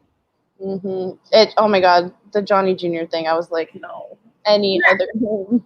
After the Johnny Jr. thing, when they're lying down with the baby on the little daybed, like the couch thing, and he's like, I'm going to be teaching this boy how to have game and be a ladies' man. And I was like, oh my God, Cely. And then she's like, game? What game? I was like, so okay. She's asking him, like, what game? And he's like, whatever, to be a ladies' man, blah, blah, blah, blah. And she's like, do you play that game, or something to that effect? And she's like, I got you, didn't I? So you're going to teach Johnny Jr. or Junior how to play the game, how to be a ladies' man, how to get the girl, to be like his father, to be like Johnny and Casa Moore. That's what he's going to teach his little boy. To be like his grandpa. Anyway, I don't know how she doesn't see it. I thought in that moment she was going to see the light. When she's like, what game? I was like, her glasses are too dark, man. So I think it was Laurel that got a text, and it's I don't know if they called it Mama's Day, but I think Cely might have said it. And so the girls are going to go out for a little bit of spa and champagne and stuff. And the boys were going to be hanging out with the babies, and they had a cute little confessional, all the guys with the babies. It's a cute moment. When they walked out, Caleb was like, single dad with 2 kids. You see what they're doing to me, America? One night in the hideaway. Yeah, that was cute. It was cute. Oh my God, Calvin. Whoa, Deja, what is happening? Oh my God, Calvin is a cutie, but I got him, man. Send him to the streets where Johnny belongs. Yeah, get him. He's done. He's canceled. Now I can't even look at him. I don't think he's good looking at all anymore. It's over. I was gonna say, do you still want to kiss him? No, he's just too much. Like, if I'm still gonna allow myself to be misted by his like charm, then yes, maybe. But like, I've got the ick. Like, it's done. I can't ignore all the little things anymore. Yep. I'm like, hey, nice to meet you. Hey, it's Lal. So Lal, how are you? Nice to hang out with you in our chat here. Sorry it took me so long to get to your question/comment. So hi, kind of shook when Cely and Johnny backstabbed his best friend in the villa, who literally stood up for Johnny and defended his cheating actions. Johnny literally did the same thing, yet judges others. I think it was mostly Cely, but I think Carrington's going to come back to, I don't care if it was Cely. I would have never let Laurel be like, yeah, let's get rid of Johnny. Yeah, but Johnny didn't do any of the talking in that speech, did he? I don't believe so, no. I think Cely said the whole thing. Like, maybe he was like, I can't do this. And she's like, well, I don't want her here anymore. And he's like, well, you say the whole thing then. Like, I'm not saying it. It was just so weird how she looked at him in the moment when she realized that Jaleb was not picking them. She looked at him like, oh, shit. Like, I don't know if it was because she convinced him, like, they're going to go home anyway kind of thing. I don't know. It was just, she seemed like really shocked. Or maybe that was an agreement, and then maybe Justine and Caleb went back on it. Maybe that's why they were deliberating for so long. It was so tough for them to say. It's like maybe they had planned with Cely to vote out Carrington, and that was what they were supposed to do, but then they didn't feel right about it in the end.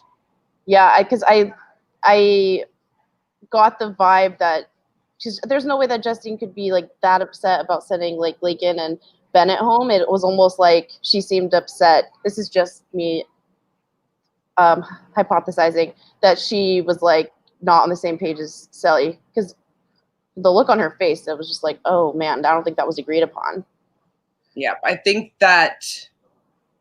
Or maybe they were like, well, when we're up there, and depending on how the votes do go, then we'll make that decision. Like if it was just, I don't know what happened.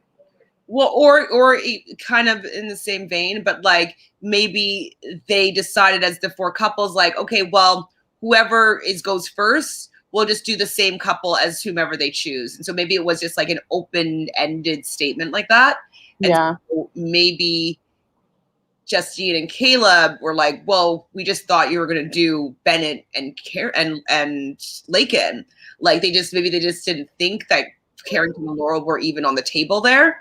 And so maybe that's where, like, I think it all had to do with breaking their word to Cely and Johnny in some sort of way. Yeah, I think so too. Because and in my head, I'm like, okay, I don't think it really matters that Cely did that to Carrington, but the way she looked at Johnny was kind of like, oh shit, I may have fucked that up for you and Carrington. Mm-hmm. So the girls go and get in their robes and they go and hang out with their champagne and stuff like that. And then the boys are taking care of the babies. And so Johnny decides to have a relay race with these little babies. Caleb had 2 babies to be running around and doing all these little activities. The baby food, like they were gagging over, like, come on. It's just like, I'm sure it's just like blended peas. Like, why is it so gross? I don't know. I don't get it. I don't know. I mean, I've tasted baby food at like baby showers and stuff, and it doesn't taste bad. It's just bland. It's like maybe the consistency is like weird. Like you don't really eat much like mushed savory thing. I don't know. They were being dramatic. I mean, I feel like I've had mush because you want to have like, a puree spread on the bottom of like the salmon, the pea puree or something, I don't know if it's pea puree or. Yeah, I guess it did look brown. Like, I wonder if it was like meat.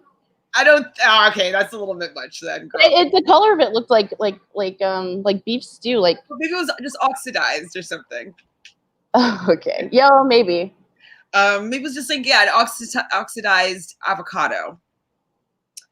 Okay. So it ends up that Bennett got it back into. I didn't even see what happened there. Like I was like, how does he take in the win there? Oh, because I think the boys didn't swaddle correctly, and he did. Sure, Bennett wins. Okay, whatever. Like fine. But Nala, come here. She's chasing the girl around. Sorry. Come here. Nala, say hello to the people.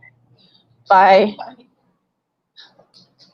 So yeah, so all the four couples won, and then Carrington and Laurel lost. Well, they didn't, take care of their baby that well because with his aggressive nature of handling this poor little baby, Carrington loses a leg of this baby when he was changing it in the beginning. So to be fair, some of the guys were tossing the baby on the table. Like just because a leg didn't come off doesn't mean that they didn't have their brains shaken.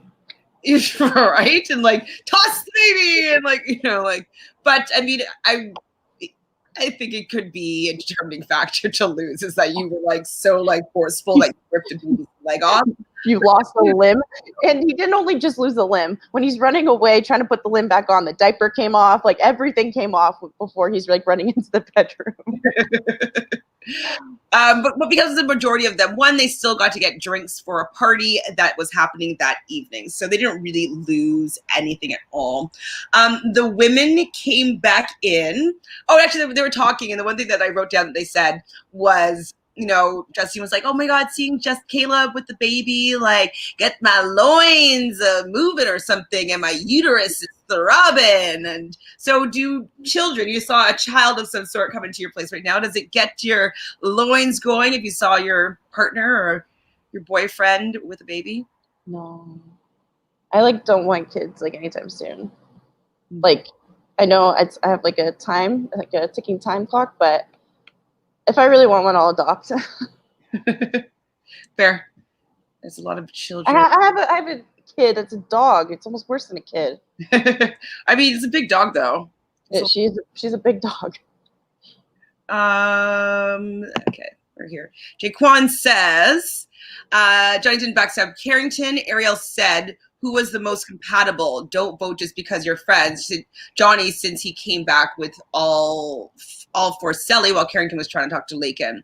I mean, I could agree with those semantics as well. And maybe that's why they felt comfortable doing it because because she did say that, don't choose with your heart, choose with who's the most compatible.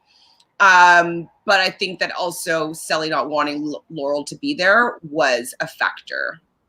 And I think that the producers urged them to make that decision as well. Yeah. And Carrington's a boy's boy. Boys, the definition of boy's boy. So I still think he's going to be upset. Hi, Chelsea. How are you? Nice to meet you. Thanks for joining us in the chat. So Chelsea says, true. I'm thinking that is why she apologized the next day. Oh, Justine? Yeah, I mean, I think she realized that she said too much and that it wasn't that it could be something that may interfere in their relationship moving forward. So I think she just wanted to clear the slate and be like, she has to do her own thing. So I don't think. Are we at that conversation right now? Pretty close, yeah. So basically what happens since then is Carrington has a conversation with the guys and he says that Laurel is making him be a better person. And I was like, I roll. Heard that before. And then the girls come back and the guys kind of leave the girls with the kids. I thought it was cute when Justine came back in and be like, you have the babies out there in the sun, and he's like, sunblock on. I was like, it's cute. So then Cely and Justine Justine wants to go and touch base again with about the conversation that they had the previous night. Yeah, so I gathered from that conversation that Cely still is not over it. The way she was talking, just a close-up view of her with those sunglasses on reminded me how she looked before Johnny pulled them off her. She was just yeah, everything's fine, nothing's wrong, but that there's something wrong and everything is not fine. You can tell with her, because she has that distinct personality, you can tell when something's off. And yeah. I mean, she still say that she loves and cares about Justine. I don't think that is going to change, but I think that there's going to be some distance put in between them in their relationship. Yeah, I just think she's definitely not over it yet. No. Jaquan says, in reality, it was between the two bottom couples. If the Islanders was actually thinking about the game, you would have eliminated J-Lo right there. Yeah, I didn't think that there was a chance that J-Lo was going to be eliminated. I think that would have been too shady, especially with your, with you bringing up the fact that Ariel did say most compatible couple or least compatible couple to leave. So I don't think that anybody could get behind that. And I think that it would just been a too hated of a move by the producers, by Ariel, by everybody. Like, I don't think that anybody could get behind that unless it was with their favorites. Like, you know what I mean? Like, I just don't think anybody really could get behind that. That's a big brother move. For sure. Or like what we want them to do on RuPaul's Drag Race All Stars, but they never do it. So yeah, they were choosing between those two bottom couples, and I really do believe that the producers wanted it to be split and that someone to break the tie. But I think that in the way that everybody was seated, I think that, the reason why it was so hard was because there was some sort of agreement made with Justine and Cely about who to vote out. Yeah, some shit went down there. Hey, or Lal says, true, but still, they literally seem like the people who would literally throw their friendship overboard for money, a bit messed since they barely know Lakin and want to get rid of competition. I don't really think that they think of Carrington and Laurel as competition. I don't see how they can. I mean, I don't know. They're definitely not competition, but I don't think that they are trying to get rid of Carrington and Laurel because they think that they're going to win over them. I don't think so at all. No. Especially, I mean, possibly if the Lakin situation didn't happen, but that happened.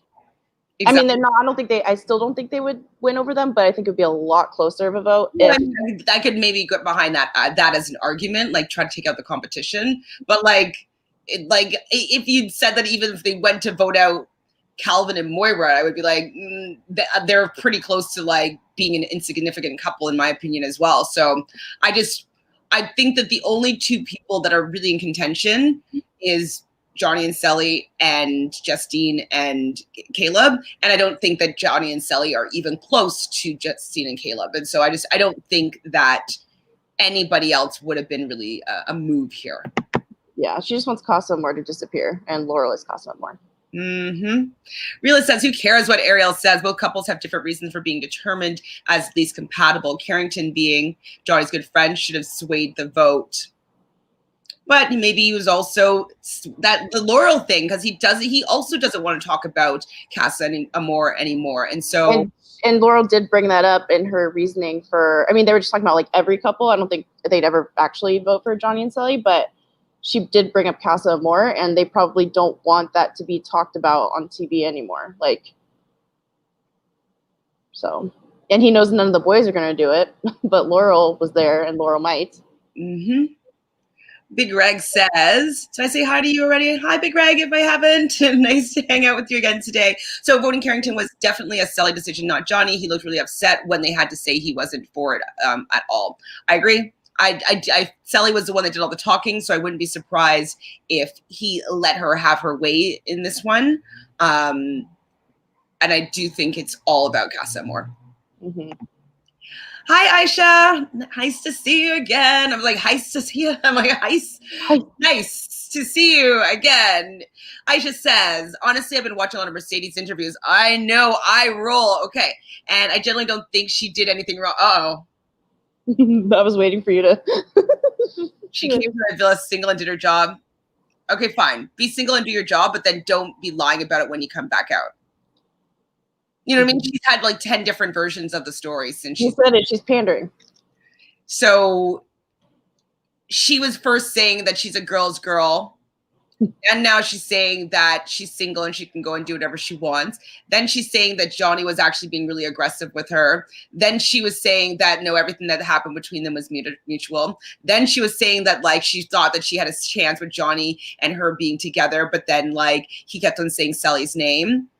Like, what is it, girl? Like, fine, you can go in and be single and go and do your job as being, the bicycle of the Casa Amor, sure.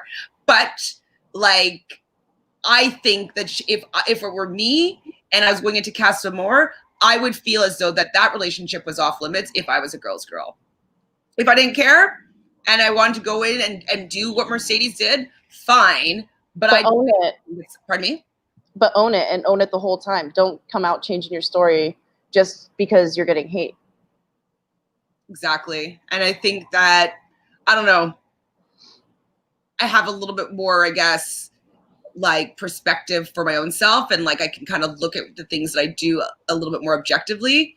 But this could also just be because I'm older. But like I just would that would just have been an off limits relationship. I think that Caleb and Justine in that moment were more of an open door than I would think that Justine and Cely were. And I think she went in there with intentions to break that up because she wanted to become the star of the show. Mm-hmm. She wanted Johnny to choose her, and they go back in, break Cely's heart, and then they become the power duo. That's what I think she wanted. And I also heard, which is interesting about like the gameplay that him and his father had, but she said in one of her, I think I heard Moira say it, so I haven't heard her say it from her own mouth yet, but Moira, it's another YouTuber that we listen to, and he said that when Mercedes came into Casa Amor, Johnny was asking her about if he's like getting a lot of, followers on Instagram, and like, are people really liking him, and what's the response of him outside in the real world. And so, this is what I wanted to bring up, and I totally forgot. So thank you.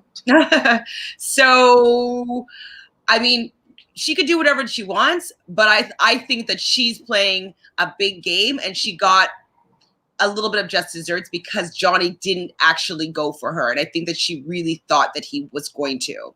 And if she just laid down after this and then like let Johnny dig his own grave, people would be much more open to her not being at fault.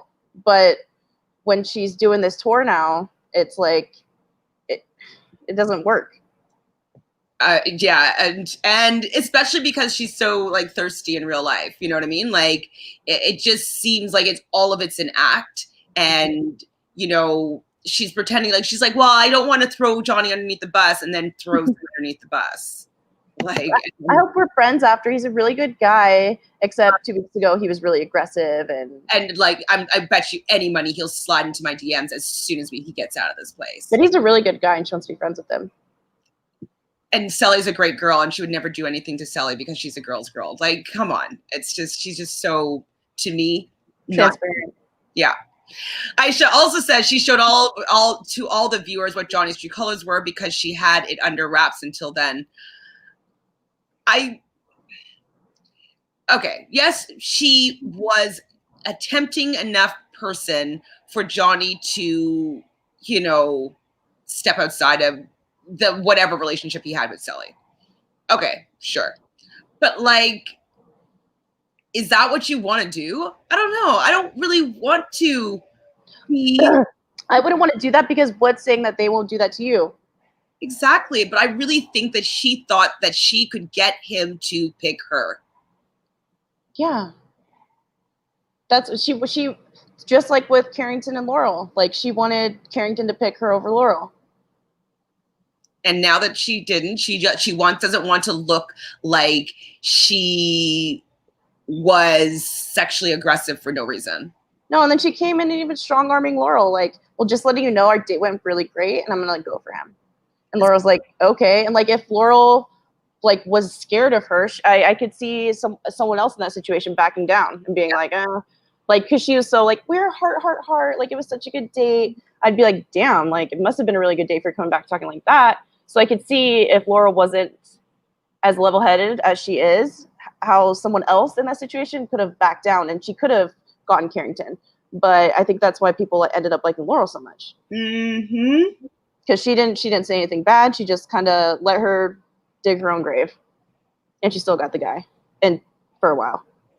More so than Mercedes does. I think that she's just trying to like regain some bit of dignity, because I think that when you come across that aggressive and like trying to interfere and break up these relationships, yes, it's all within the game, and that was the role that she was supposed to play, but she didn't get either guy, the two guys that she, you know, put herself out there for, she didn't get either of them. And I think that she's just trying to save some face here. Mm-hmm. Aisha also says on Ray's Live last night, she said that she wanted him, and though he did too, because he reciprocated and matched her level outside of the challenges. Yeah, I saw the Ray's Live as well, and now she's saying this is a new tune that she's singing. You know, every week it's a new song. Maybe she gets a new publicist every week or whatnot, or she like reads the situation in the chat rooms and on Reddit and see like, oh, what's people saying now, like, and decides like, okay, let me say something different, especially because he's not out here to defend himself. But I can definitely believe that he was acting as though he was going to choose Mercedes. I believe that. I believe that, you know, the sexual nature that she was with him, I do believe that outside of the challenges that he was like that, and that they definitely didn't show that because I don't think that they wanted that to happen to Cely on this TV show. I think it went too far for what the producers wanted to happen, and that they, you know, they cut those things out. So like maybe there was a chance that Johnny and Cely could salvage their relationship. But I think the fact that she's kind of coming on and saying all these things now, and just like more stuff and more stuff and more stuff. And before she's like, oh, I'm not going to say anything about like what happened. And like, she's like, now I've told you everything that's happened under the covers. Like nothing happened, but like, he didn't say the whole truth, but like, you know, we didn't have sex, but like we didn't do just nothing. And it's just kind of like, it's just like these fake, like, I'm telling you the truth of what's happening, but it changes every single time I tell you the truth. Yeah. It's gross. No, it's just gross. Aisha also said she was later turned off from Johnny and went for Carrington because she saw. Well, Johnny made it clear also that he was going back to Cely. And so, and you could see in that particular conversation that Johnny had turned off his like vibing with Mercedes in that moment. And so she probably knew that he wasn't going to be picking her in the end, because like whatever like sexual tension that they were playing around with before, he shut that off. He wasn't looking at her. He wasn't making any eye contacts. And so whether it was she was just coming in there for him and she was just his play toy, and like, you know, in the spirit of Casa Amor and being a young girl man, blah, blah, blah, doing what his dad would do, whatever. I think that she moved and went on to Carrington because she's like, oh shit, like I better go work on another guy because like there's not much time left and I want to get into the main house. Yep. That's all she wanted, to get into the villa. Realist says, I'm over Mercedes. Yes, don't even care what she did or didn't do. Agreed, I just want her quiet. Yes, Realist. Realist with the realist perspective. No, for sure. I totally agree with you there. I'm just like, I don't want her to get any more fame from this crap. I hate it. No. Aisha also says that he was treating her as nothing but fun time. Yeah, agreed. She said that she would ask her questions at the end of the night and about his edit and how his character appeared on the show. Yep. Like I kind of mentioned that a little bit before as well. We know Johnny was coming there to play a game. They all are to a certain extent. Love is the secondary prize, I think, for this show, or the way to get to the prize in this show. And so we're seeing different people's tactics on how they are going about winning through love. So yeah, it's the name of the game. You have to expect that some people are not going to be wholeheartedly there to fall in love, because that's probably, as I said yesterday, not how they were even approached to do the show. Which I still find mind-blowing. Well, yeah, that's what I was saying yesterday, guys, is that a lot of times these shows, people have auditioned for other things and they were like, ooh, I'm not going to put you on Survivor, but I think that you'd be great for Love Island. There was on Justine's Instagram that she had like, lined up to audition for Survivor. I don't know if that's how she got onto Love Island. It just doesn't seem like a show that she would audition for specifically, especially with having her family being so conservative. And so I wouldn't be surprised if she auditioned for, say, Survivor, which she's done. That's also a CBS show. And then they're like, okay, well, Survivor's not happening for season 41 yet. So would you be interested in going to Las Vegas and being on Love Island? And this is still an opportunity to win $100,000. And it's doing something that she may not have selected to before. So this is what I'm thinking is what happened with Justine and how she got on this particular show. Was intentional to go on and win the money through love and seeing if she could find, get to the money this way. We also know that Aaron, he was approached through DMs. He was DM'd by somebody in casting. I'm assuming maybe Calvin as well, because they know some people in the modeling world. And so I wouldn't be surprised, especially since there has been no open auditions since, I think they shut down all auditions in March. And so they probably had a lot of people that were maybe coming out for Big Brother. I'd mentioned that casting was following Jeremiah. And so I'm wondering if now he auditioned for Big Brother and they're like, oh, maybe we could use him for Love Island. And that's maybe why casting was already maybe following Jeremiah. Maybe they had intentions of having him move down the casting process of Big Brother the original season 22. So I'm not going to behoove anybody for coming onto this game show to win the money. It just sucks if people don't have enough character in order to be able to respecting the people whose hearts they're playing around with. Yeah. And I feel like it's rare that you don't actually develop feelings for someone in that setting. So. Exactly. Aisha also said, Aisha, you have a lot to say today.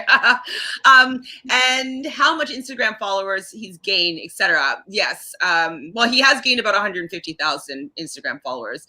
She also said that when she went to Carrington, he would make her feel bad and say things like, yes, I did hear her say that she'll say things like, oh, have fun with him, oh, go and do that, and acting like a jealous boyfriend. I mean, you don't really want to see somebody that's your plaything playing around with somebody else. He was getting jealous, I'm sure. He knew that he was going back to Cely, so he couldn't really be entertaining anything else with her.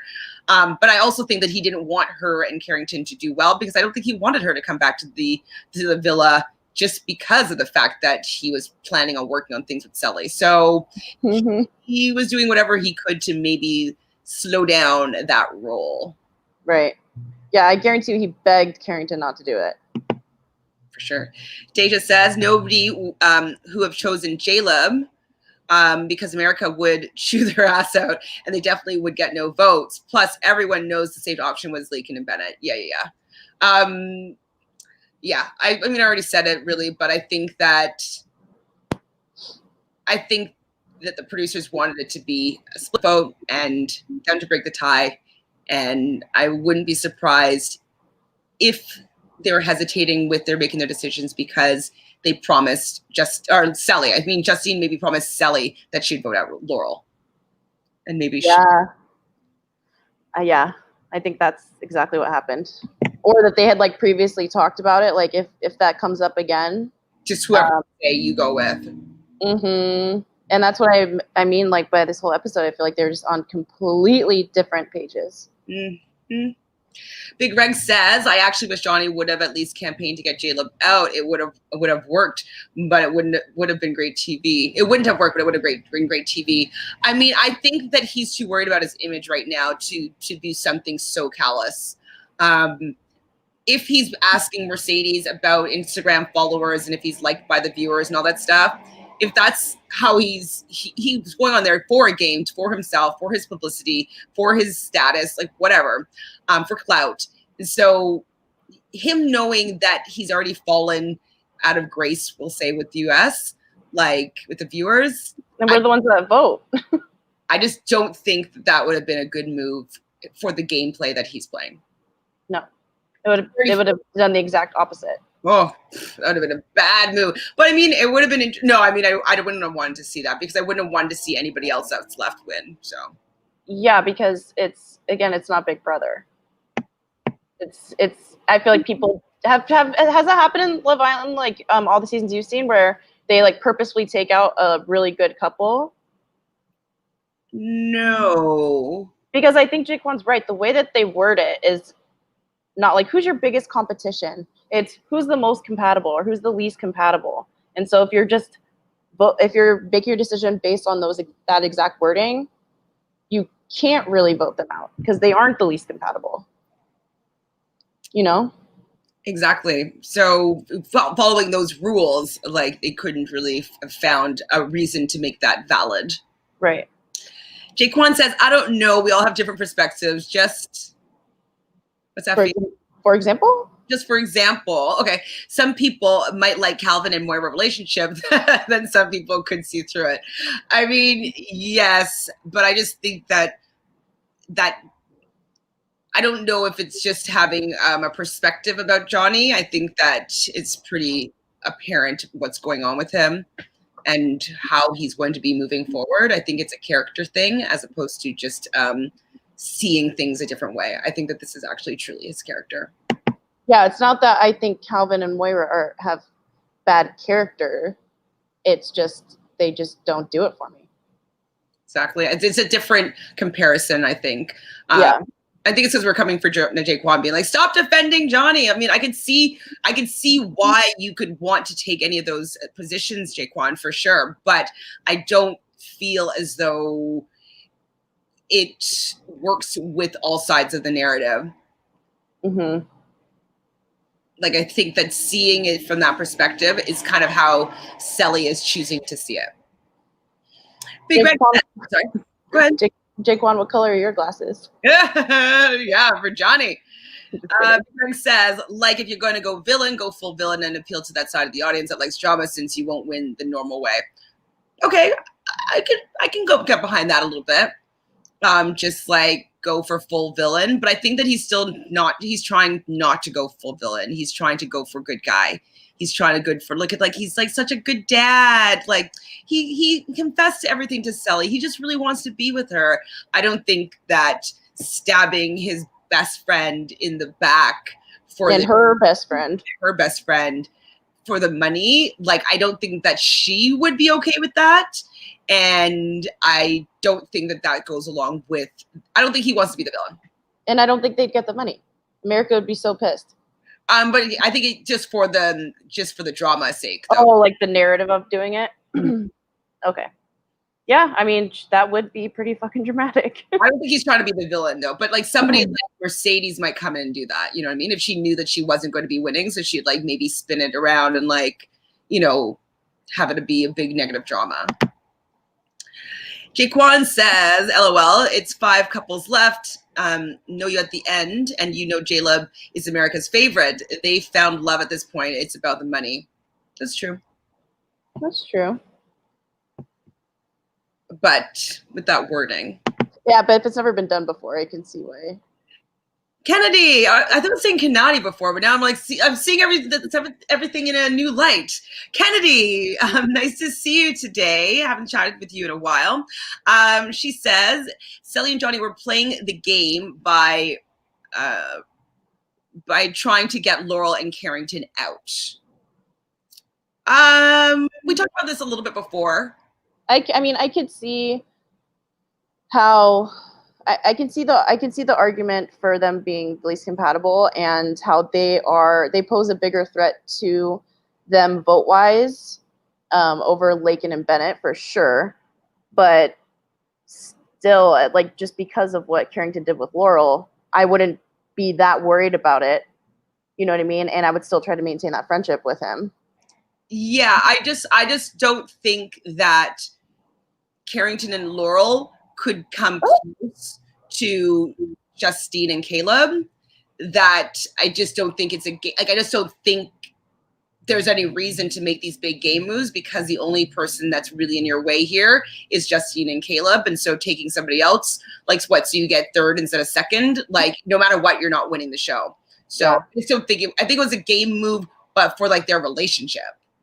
Mm-hmm. Yeah. So that way they can control the narrative without Casa Moore being brought up again or that's spoken about again.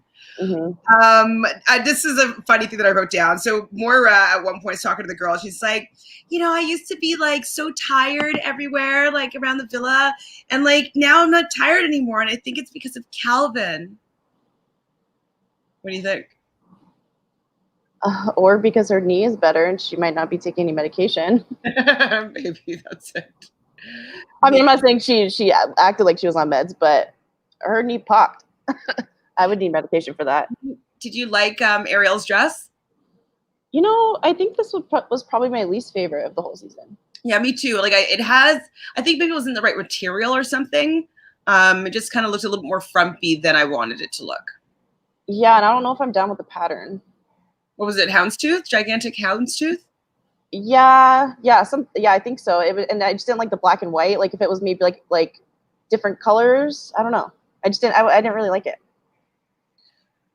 Moira was saying in her chat though to Calvin when they're just deliberating about the couples that she doesn't think that Carrington is loyal, and so maybe like they've all had maybe conversations about Carrington and Laurel, and maybe they had decided that like maybe Carrington and Laurel need to go and let's give Bennett and Lakin a shot. Because it was Calvin and Moira that also voted them out, right? No, it would have been Lakin and Bennett. Oh yeah, that's right. Duh. Yeah.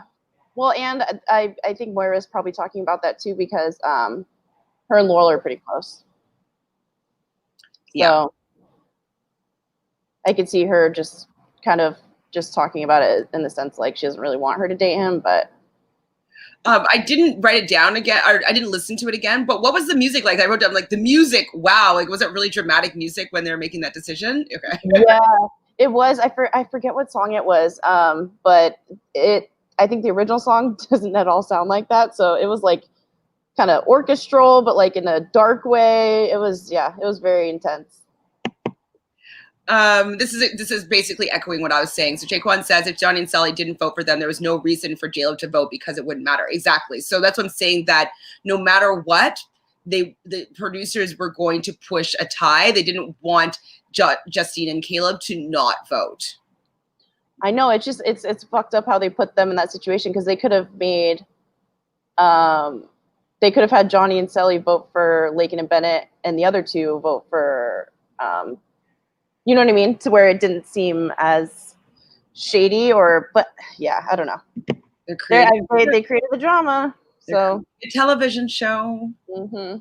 They're at their mercy. Big Red says, exactly. It's towards the end. I would be eyes on the money, going to every couple like we need to get out J-Love, even if we want 1% chance to win, but I'm an asshole. So I get most people wouldn't do that.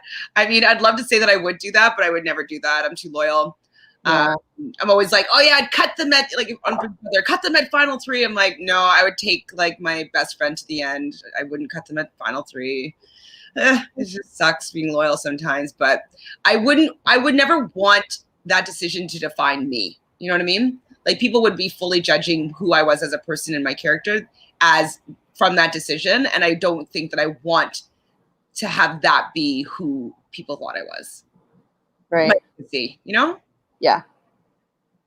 I mean, I know you have to be cutthroat in these games, but like, I just don't know if I want that to be my narrative. I mean, like something like challenge, I feel like I'd be a little cutthroat, but different. Because I mean, you're kind of controlling your fate.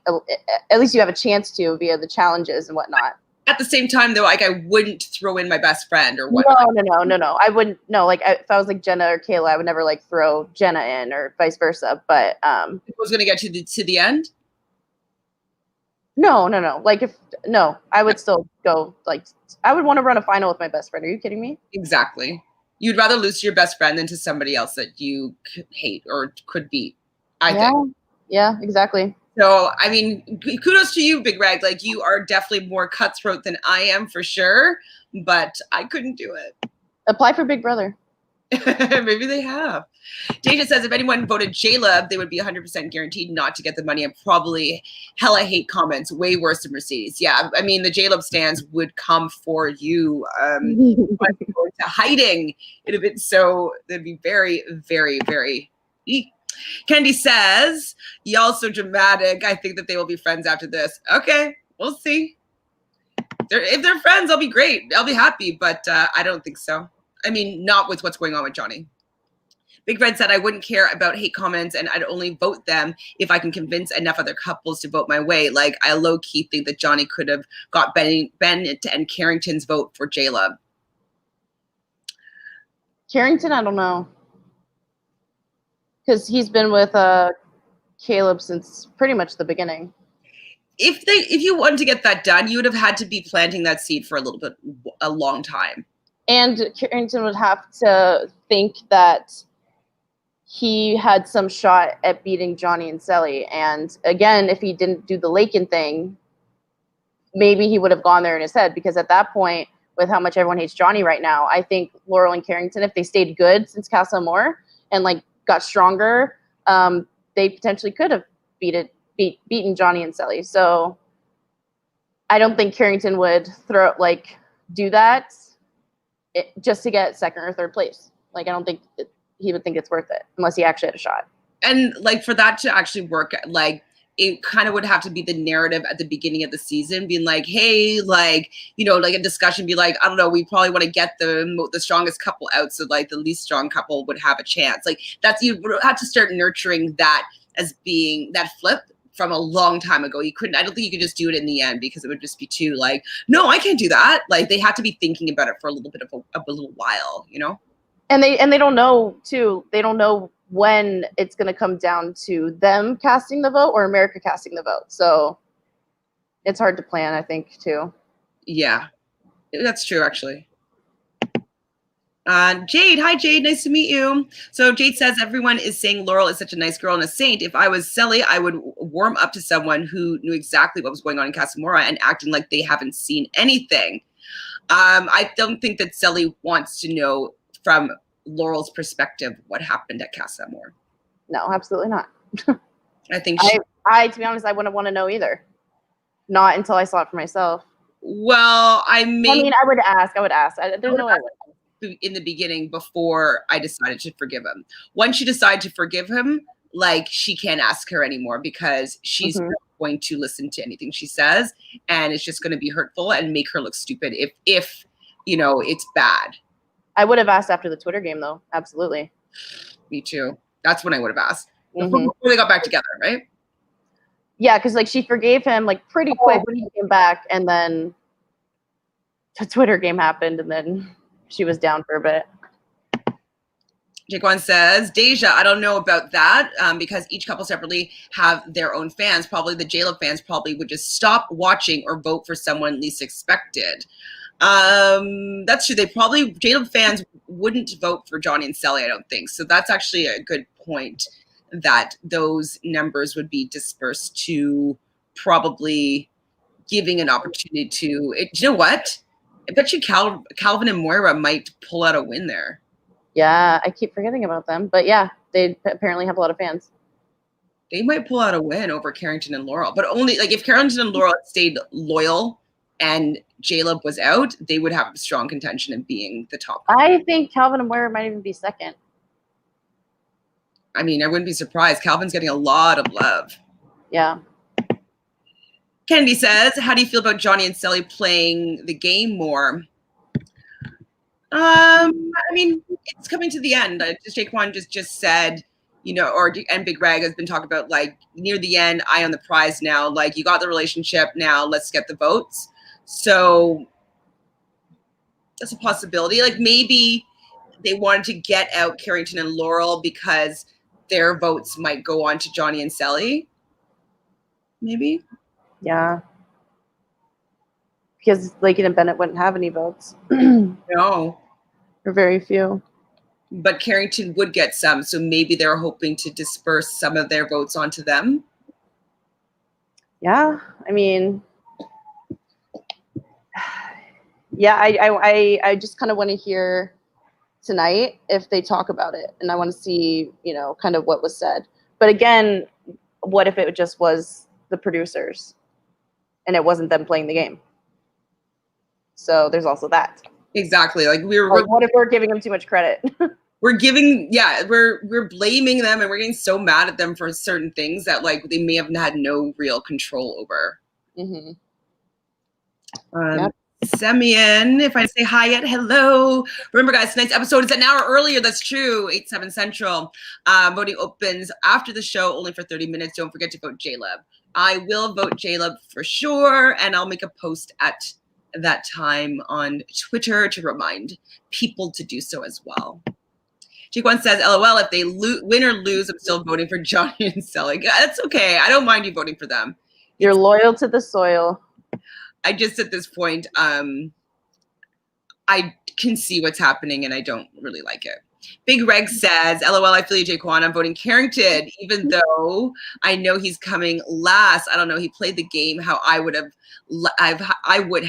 like I'd have went in there wanting to stay loyal, but seriously, I can't help myself either. Big Reg, don't go. Savage. Ty said, hi, Ty, how are you? First look is out. Okay, perfect. Brazil is on it. Right now? Oh my God, I did it yesterday. It was so bad because I get so many Twitter pop-ups or like notifications that like I'm trying to like move the Twitter notification, but then it would close the screen. I was like, Vicky, hi Vicky, how are you? Hi Vicky. Hi guys, love y'all. We love you too, Vicky. Nice to see you. Hamida, someone new. Nice to meet you. She says, no matter hate you give Black people, God's always good all the time. Jailed for the win. Exactly. I think that, you know, the universe has been conspiring to allow J-Lub and Justine, or J-Lub, to get this win. In the very beginning of this, I did say that it would be very shocking and challenging for a all-Black couple to win this series. I wasn't very hopeful that it would be a possibility for what I've seen witness around the world for my entire lifetime.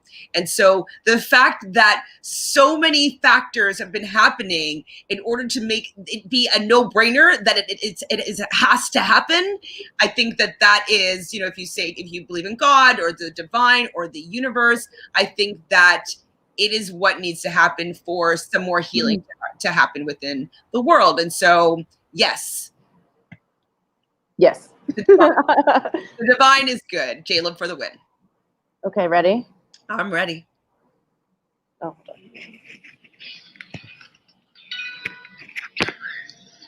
Wake up, people.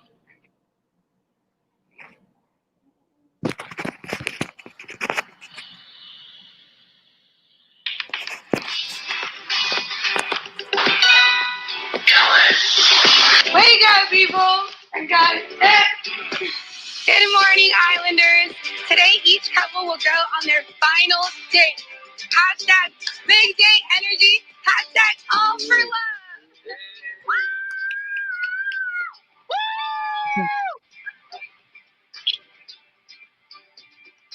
Final day. Oh, that's going to be lit. Oh, my goodness. Woo! You guys look so good. Hey, y'all, fun. I love you guys. Bye. Some would say here we have a sandwich. Some would say here we have a grilled cheese sandwich. But, Miss Moira, what we truly have here is a moment. Be careful, Todd. You are looking incredible tonight. Thank you. You're not so bad yourself.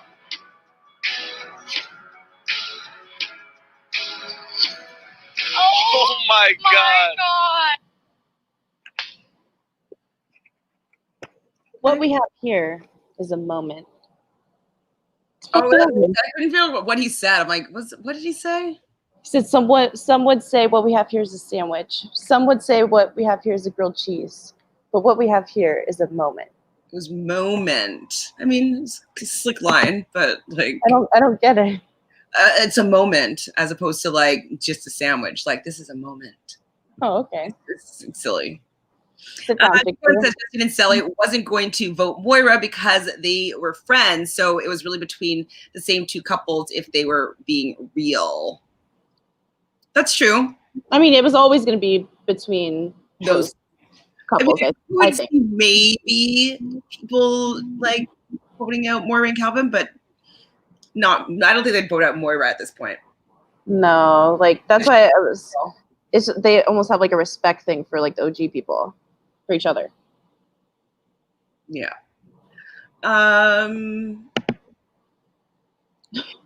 Chidima, hi Chidima, nice to meet you, says no neck Johnny. He doesn't really have that much of a neck. Jaquan says, I don't know. Y'all reading into that too much. People from where I'm from always talked about having a son, teaching them sports and talking to girls. I'm not biased. I just don't see anything wrong. Okay, but he's a cheater. Okay, if you don't see anything wrong with cheating and, you know, the game and learning how to talk to women and calling it a game, that is a cheating mentality. That's like, you know, learning how to have girls be calling you and like sliding into this girl's DMs and sliding into that girl's DMs and like going too far at Casa Amor. Like that's all the game of like being a ladies' man. And so, yeah, sure, like you want to learn from your father how to interact with women and whatnot, but I would rather maybe the teachings be like, hey, let me show you how to be kind and considerate to a woman. Or as Justine's mom said, Caleb calls you his queen and tries to treat you like his queen. This is the type of teachings that I would prefer my husband to be saying that he wants to cheat your child. Absolutely. Like, tell me, like Jaquan, tell me what he's going to teach in running game with girls. That's what I want to know. What's part of that curriculum? We're waiting, Jaquan. Is that like being kind and considerate and like loyal and not fucking around on your girlfriend? And trustworthy. Being trustworthy, not lying, not snatching your glasses off of their face, not you know, telling them they can't speak to other people. Like, I don't know, what is in the rule book of teaching your child game? Big Reg says exactly every single guy wants to teach their son how to play sports and how to talk to girls. Talking to girls is different than playing game, I think. Big Red, even my mom used to teach me how to talk to girls. I remember being like 7 and saying, you gone get all the girls, watch how I have you looking. Like, I don't know if it's a Jersey thing, but that's normal. I'm not saying it's abnormal to teach your child how to get along with women and but I'm saying like teaching a guy how to have game and be a ladies' man is a little bit different than teaching them how to be a good partner in a relationship with another woman. Absolutely. Like I mean, just look at the difference between Caleb's dad and how he was talking about him and like what he was proud of him for, and then look at Johnny's dad. Like Johnny's dad was like, yeah, like you got the good pussy, like yeah, she's hot, she's fine. I would have done the same thing. Like what happened to your game plan, bro? Like I would have done the same thing if I were you, though. Right? He was bigging him up for the fact that he was being disloyal and saying that, like, don't worry, son, it's okay. I would have done the same thing. I don't think it's okay. I mean, it's okay in terms of like him being a single guy. Fine, he can do whatever the fuck he wants. But if he's trying to pretend like he was being a good guy to Cely in this moment, I don't buy it. I don't agree with it. I don't think it's true. And I think he's starting to manipulate her. Jaquan says, even if I had a daughter, you would want to treat her as a princess and help her find the right guy. So wait, so you think you would allow your daughter to date a guy like Johnny after seeing what he's done in Casa Amor and how he's been treating Cely? Or your sisters? Yeah, that's what doesn't make sense to me, because I would want the exact opposite. Like I would be like showing her like what guys not to go for, aka the ones with a lot of game and that are players. Like, what about like it's a trope in all movies is that as soon as a guy gets a daughter, they're like ready there with the shotgun for the first date because they know guys that have been taught to like run game on girls and like how to be a ladies' man. And so and like, you know, not treating their daughter's heart with any respect. And so that's why they come out with the shotgun in all these movies and stuff like that when like, oh my God, I'm scared for him to meet my dad, because they know what guys can do and what they most likely have been taught, in my opinion. No, yeah, absolutely. I love it. I love the fear, like when a guy realizes he's gonna have a girl as a baby. Oh my God, it's such just desserts. I've dated such assholes that I'm just like, oh, you had a daughter? Oh, she must be. I'm like, Yeah. So beautiful. And the guy's just like, well, my life is now officially changed. Jaquan says, I live in Connecticut, but that's just a thing everywhere I go. Even when I visit my family in what's NC, North Carolina. Yeah, I mean, I get the whole sentiment, but when he was saying it in that moment with Cely, I felt that it was a red flag. Yeah, 100%. J Logic. Hi, J Logic. Yeah, we talked about the whole episode so far, but now I'm just defending the fact that we think Johnny's a bit of a douchebag and playing Cely. I tried to give him the benefit of the doubt, but this episode made me feel as though he's controlling and manipulating her, and now everything he does to me seems phony, and just trying to get her to think that he's a really good guy. And I'm seeing through that now. So Jay Luggett says, hi, I'm late. I see that Love Island comes on an hour early tonight. Yes, it comes on at 8 Eastern, 7 Central tonight. If you're over there, but then obviously it will come on at 8 over in your neck of the woods too, still, right? No. Yep. Deja says most people want to teach your sons about how to be a man and treat people good. Yes, Deja, exactly. I understand that it does happen teaching game or whatever, but like, not my husband. Because if my husband was saying that, I'd be like, get out of here. Like, I'd be pissed. Yeah, I mean, it wouldn't be my husband, but no, it wouldn't be. It wouldn't even get that far. Me too. Unfortunately, like, I'm not trying to say that people that do that with their children are bad people whatsoever. I'm just saying for what qualities I would want them to learn from my partner wouldn't be that. It would be something else. That's why religion is important to a lot of people. Exactly. Not me, but other people. Big Greg says, not true, Deja. You want to teach your son to be a man once he's older. Like when they are young, every guy wants their son to be a ladies' man. I mean, does he though? Because do all the dads want to be grandpas at like a young age? I know that that's true because like we do always kind of say to the boys when they're younger, like, look how cute you are. Look at you already flirting with the girls. Like, he's already a ladies' man. Like, I know it's a thing. Yeah, of course. As I'm saying for myself, that is not one of the qualities that I would want my partner to be teaching our children. It's just not your thing. Not my thing. Like, yes, I like swagger. Yes, I would want them to be like cool and like being able to get along with people. But I also would want the women that he would be attracting to be the ones that would be valuing something else other than somebody having the charm enough to lie themselves out of situations, basically. Yeah.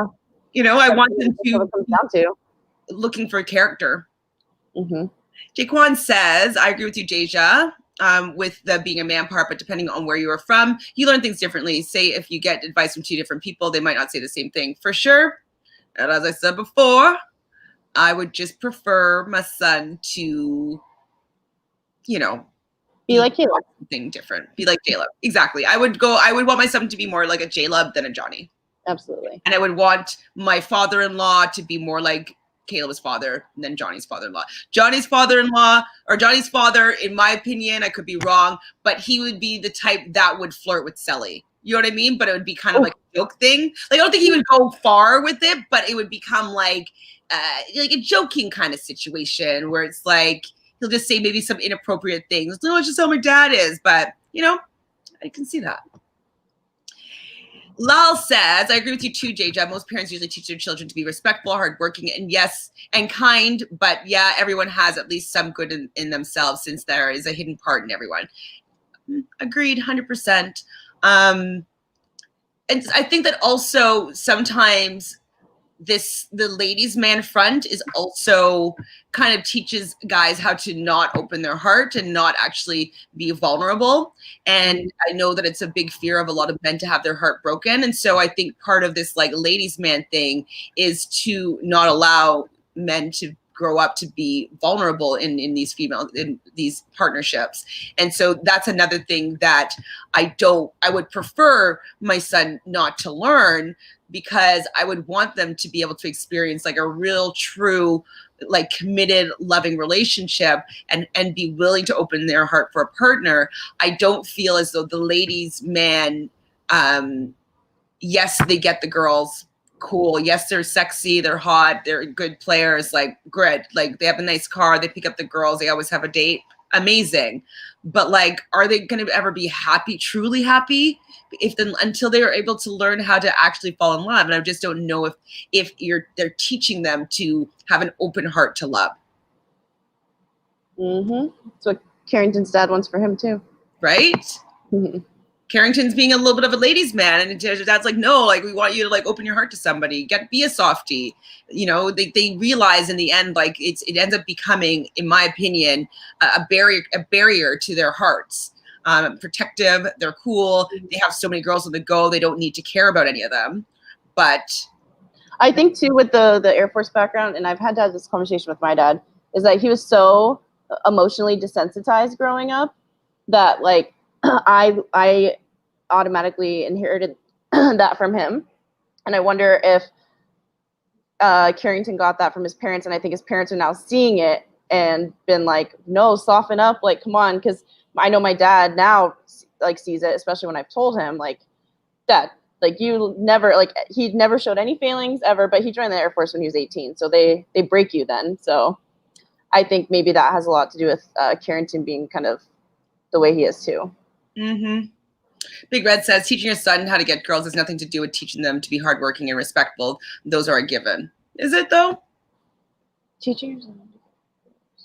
I don't know if it's a given. I mean, we'd hope it is, but I mean, like when you say get girls, are you saying like just like you can go out and find a girl for the night, or when do you mean like find a partner that lines up with your hard work ethic?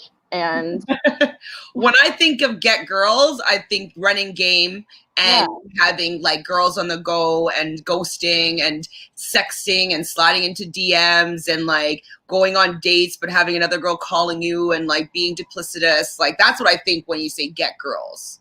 Yeah, me too. I mean, I guess you can get girls and also be hardworking, but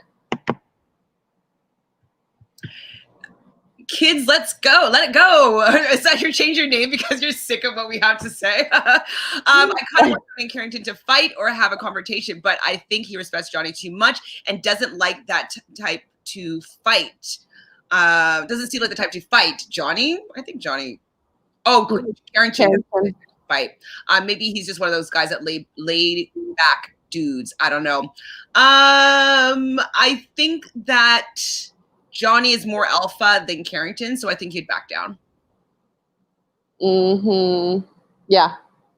I mean, I don't think they'll fight. I think there'll definitely be a conversation to be had. Do you think it'll be a group conversation? Do you think they'll do a one-on-one? Maybe like them and like one other person there. I don't know if it'll be a whole group conversation because it's kind of like calling Johnny out in front of everyone, and Johnny will probably feel backed into a corner, and we know how that goes. So. Jaquan says, if I'm Carrington, I wouldn't even be mad at Johnny because everyone had to vote friends or not. I'd be pissed. Yeah. But they could also say they know if it's the producers or not. Like, I'm sure they had a discussion with the producers who to vote for. Tony, hi Tony, how are you? I have read all your comments, and I'm starting to agree more so with your husband, because her husband says that like Johnny's fake as F, and I wasn't fully seeing it then, but now that Cely is completely allowing herself to be in the Johnny Cely relationship bubble, it seems everything he's doing now has become more phony. But I don't think it's necessarily to win the money. I think it's to win Cely into believing that they're in a good relationship, and then in turn the money potentially would come. But I think that he's trying to fool Cely right now. And so yeah, I'm agreeing with your husband for sure. But yes, J-Lub for the win, hashtag J-Lub. I'm on that train for sure. Yay. EJ. Hi, EJ.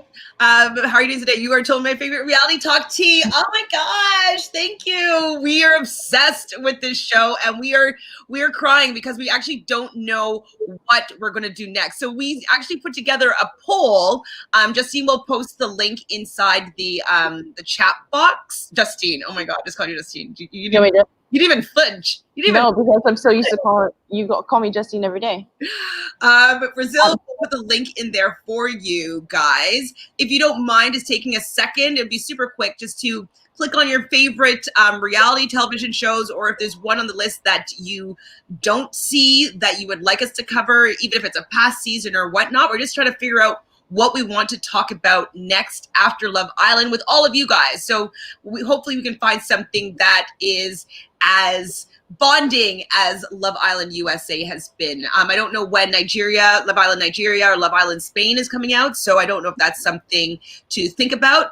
I will definitely be doing, I'm not sure if Brazil is 100% with me yet doing it, but The Bachelorette, which starts on October 12th. So we'll be doing that probably at 2 p.m. on the day after the show airs. That hasn't been confirmed yet, but we will be doing that. And then on Wednesday will be The Amazing Race. But other than that, I'm kind of over Big Brother. I might do a couple of Big Brother recaps here and there, but like I just haven't been enjoying the show. So please, yes, just go to our little poll, and if you don't mind just quickly going through and just like clicking your favorite reality television shows. But thank you so much, EJ, for hanging out with us and having some reality talk. Love it. Oh shoot! I tried to copy the link from our thread, but this is so kind. She says that we are the best commentators. Thank you so much. Well, we're just like talking a lot about this crap. And we both have opinions. Chelsea, hi, Chelsea, how are you? So Chelsea says, how do they decide which couple get what date? Because over the years, some dates were just better than others. Also, the timing of the dates. I think that's all producer. I think it's, do you know what? I think that the guys may have input in the dates. Because now I'm trying to kind of thinking that I've seen in the UK that they mentioned that they collaborated maybe with I could be making this up though, and this could be for The Bachelor. Maybe it's for The Bachelor. They played a role in what they did. Mm-hmm, but I think it's The Bachelor actually that I'm thinking about. I could see that. Yeah, because I feel like they like to tie in like their hobbies to what they do more so than. So I think but they're also traveling all over in The Bachelor. They're stuck in one spot. Sorry, I'm getting the link. Just producer's choice. I don't think that they really get to say what they're going to do. I don't know 100% though. I will see if I can find out that information for tomorrow. Oh, and I also had said that I was going to find that link for Tamika. Yeah, I'm working on the SurveyMonkey link right now. I tried to get it from our feed or from our Facebook chat, but since I already took it, it won't let me. Oh shoot, that's true. But I'm logging in right now to stream SurveyMonkey. Let's get this. Okay. Do you know what? I think this must be a legit site, so I'm just going to put it in. I'll see if it lets me post it. There we go. So if you guys are looking to watch the live shows, this is a link that you can watch US TV channels in real time. So you can watch any program at the time on its schedules, in its scheduling. And so if you want to watch at 8 o'clock on CBS, you'll be able to watch Love Island, et cetera, et cetera. But it has like everything there. It's a pretty good resource.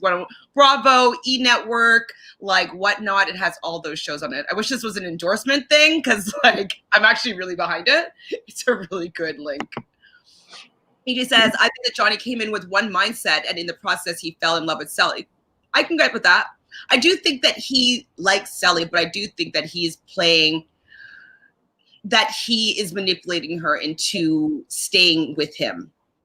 I think that he is trying to control who she speaks to, and they're not allowed to talk about Casa anymore. They're not allowed to do that. They're not allowed to listen to their parents and what their parents have to say anymore. They're not talking about that anymore. They're trying to get rid of Laurel, I think, because she might bring up Casa more again, and they're not talking about that. And so I just feel that he's just trying to close her off from people that might give her other perspective. And that is just him being controlling, but it could be because he's in love with her or wants to be in a relationship with her. But his tactics, in my opinion, are toxic. Yes, absolutely toxic. I sent you the link in the private chat. It won't let me comment in the main thread for whatever reason. I don't know if it's because I don't. It's just me that can do it or something. Okay, one second. Yeah, it's in the private chat. Greg says, I wouldn't be mad either. I'm not that sensitive, but I also wouldn't stay friends with Johnny after the show either. Really? That's what I'm saying. Carrington? Shady. Really? Holy Jesus. Oh, do you know what? And after what I'm going to do too is I'm going to just change the survey link to a bit.ly link. And so we can be like, just make a title of it. Okay. Just so people know what it is without having to click on it. So if, oh, whoops, that's not where I want to put it. So if you guys want to please give us some help so we can find out what content to bring you starting like Friday. We're thinking of doing some like every day have a spotlight on a couple after the island for the next few days after the show ends, maybe, if there's enough content floating around about that. Wrong island, wrong link. Oh, what did you put the US TV again? Yeah. Oh, sorry guys. Oh, weird. Okay, sorry. I thought I cut and pasted it.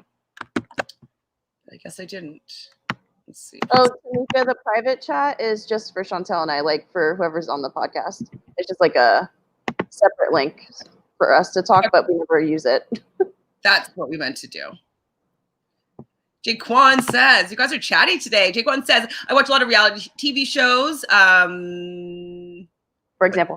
For example, oh my God, I need to remember this. For example, The Challenge, you learn there are different types of friendships. Corey and Nelson, I roll, have a for real bond. His daughter, Corey, Godfather, while others just for friends in the game. Jake once told us this, that he loves the people that everyone hates on all the shows. Yeah, I'm sorry. I'm not a Corey and Nelson stan. I can't stand Taylor. Like, I feel so bad for poor Cheyenne because she had sex with Corey and they had a baby that she didn't tell him about for a long time.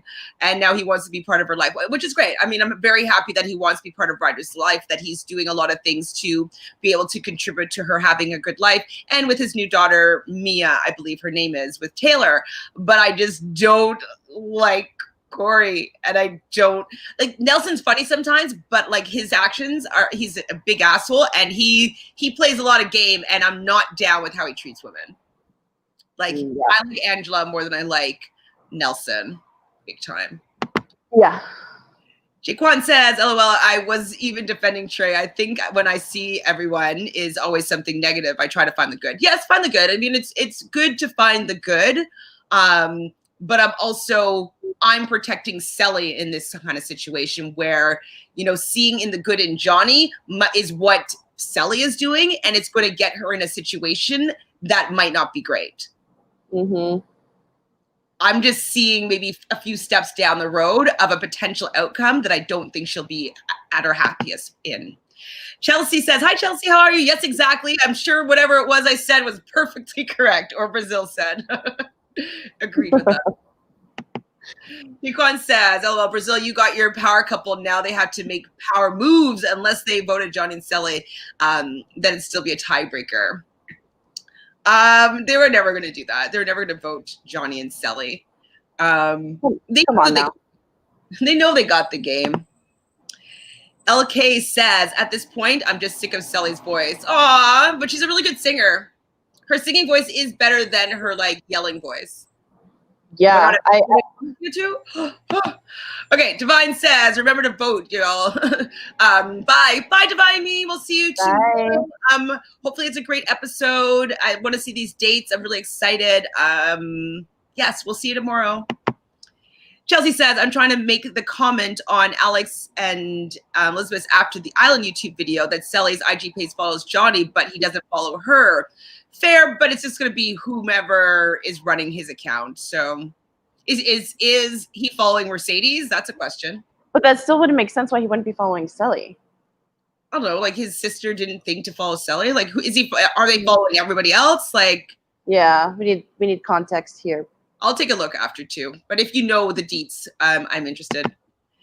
Chelsea also says, I understand too that someone else might be running their social media, but it's still weird. Yeah, no, I agree that it's weird. Mm-hmm. But I want to know whom else they might be following and not following to see if there's a pattern of some sort. Jaquan says Johnny's sister is running his Instagram, so I think that she will follow whoever she likes because she followed Jeremiah. Strange. Chelsea says that makes sense. Still interesting though. Beverly, hi Beverly, nice to meet you. Caleb for the win. Vote absolutely. We're all looking for our own Calebs in this situation here.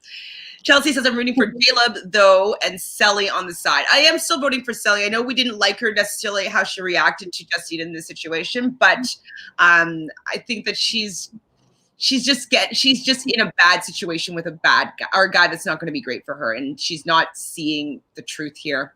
And so I want the best for Cely. I think that she has a good heart. I think that she deserves a good partnership, and she deserves to have a good friendship with Justine. And so I'm hoping that everything comes out on the right side for her. I hope that she's able to get perspective when she gets out of the house, dump Johnny, stay friends with Justine, have a reality television show together, and call it a day. I'm into that. I just don't know if that's going to happen. Jamil, hi, nice to meet you, Jamil. So Jamil says, do we have to vote a second time today? Yes. So the show's on at 8 p.m. Eastern Standard Time. And you can vote for 30 minutes after. So between 9 and 9:30 Eastern time, you can vote. And that will be the last time you will be able to vote Eastern. Well, actually, anytime. It's 8 p.m., wherever you are. I can't believe it. I know, we're already here. Tamika, I don't know if you received the link that I sent you, but I have it there for you so you can watch CBS in real time tonight. Tamika says, I'm so in love with Calvin. Whoa, he's so cute. He has dad energy, like daddy energy or dad.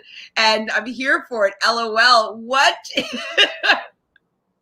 Okay, to each your own. You know what? I like when people like people that I have no interest in, because then that means we won't be competing when we go out. So right? And it's like, okay, you can have them because you're not interested in whom I'm interested in them. Thank you.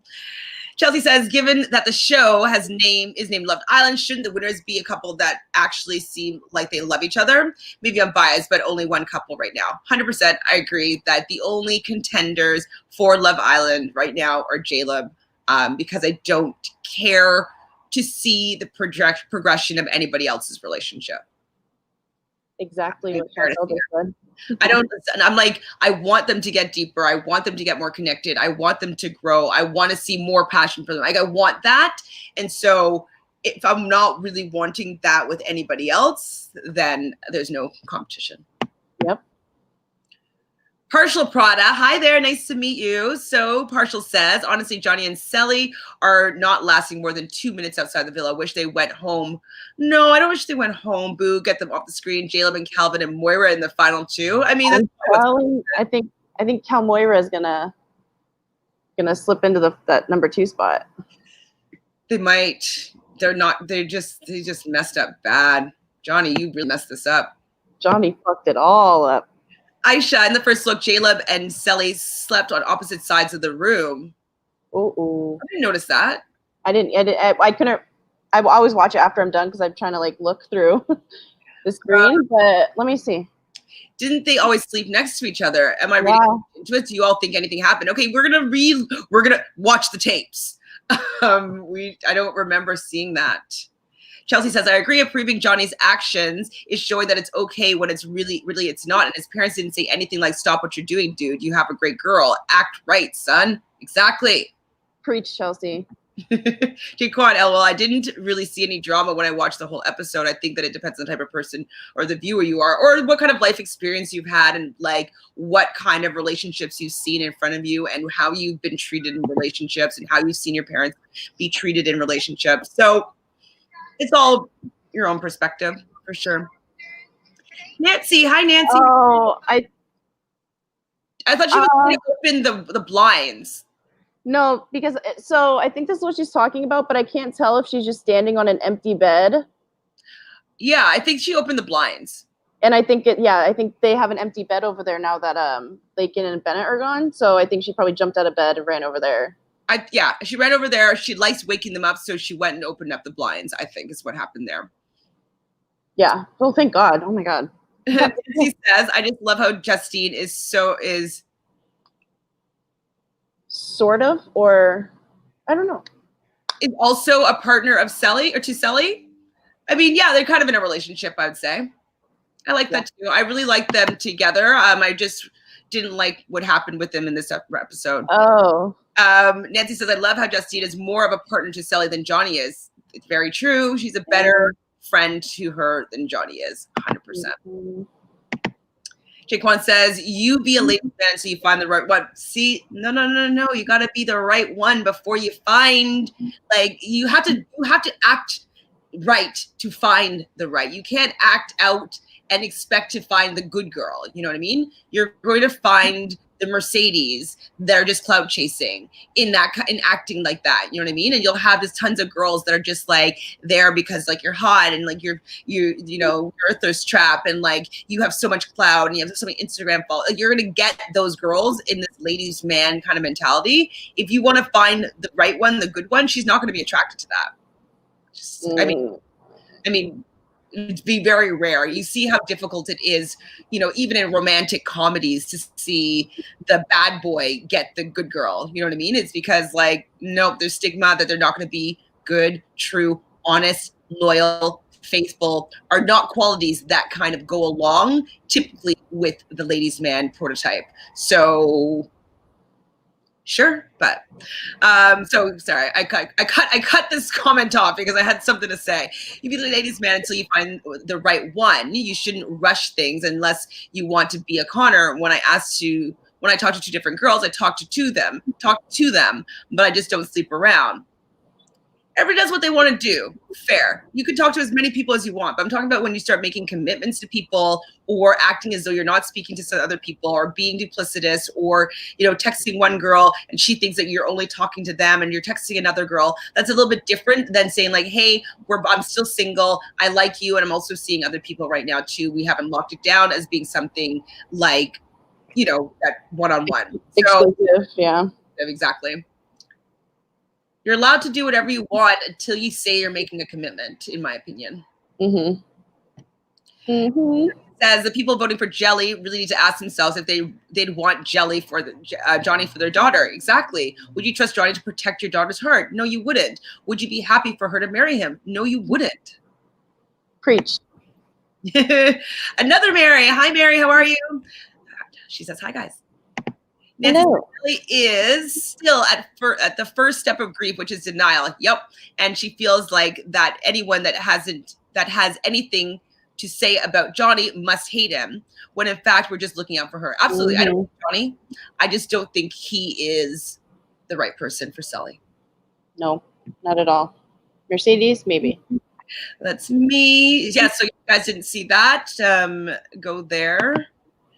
Tamika says, hey guys, have you thought about starting a Twitch? I actually am running on Twitch right now, but I don't know how to, I don't know how to build that channel yet. So whatever we're broadcasting right now is going on to just my personal Facebook and then on YouTube and then on Twitch. So the content is going out on Twitch, but I just don't have any followers on Twitch. So if you want to follow me on Twitch, by all means, that's probably where we might pitch out our reality television online show that we might start in the next few weeks or so. So I think we'll be using Twitch for that, but I'm not sure. Maybe it's YouTube, maybe it's both. I'm not sure.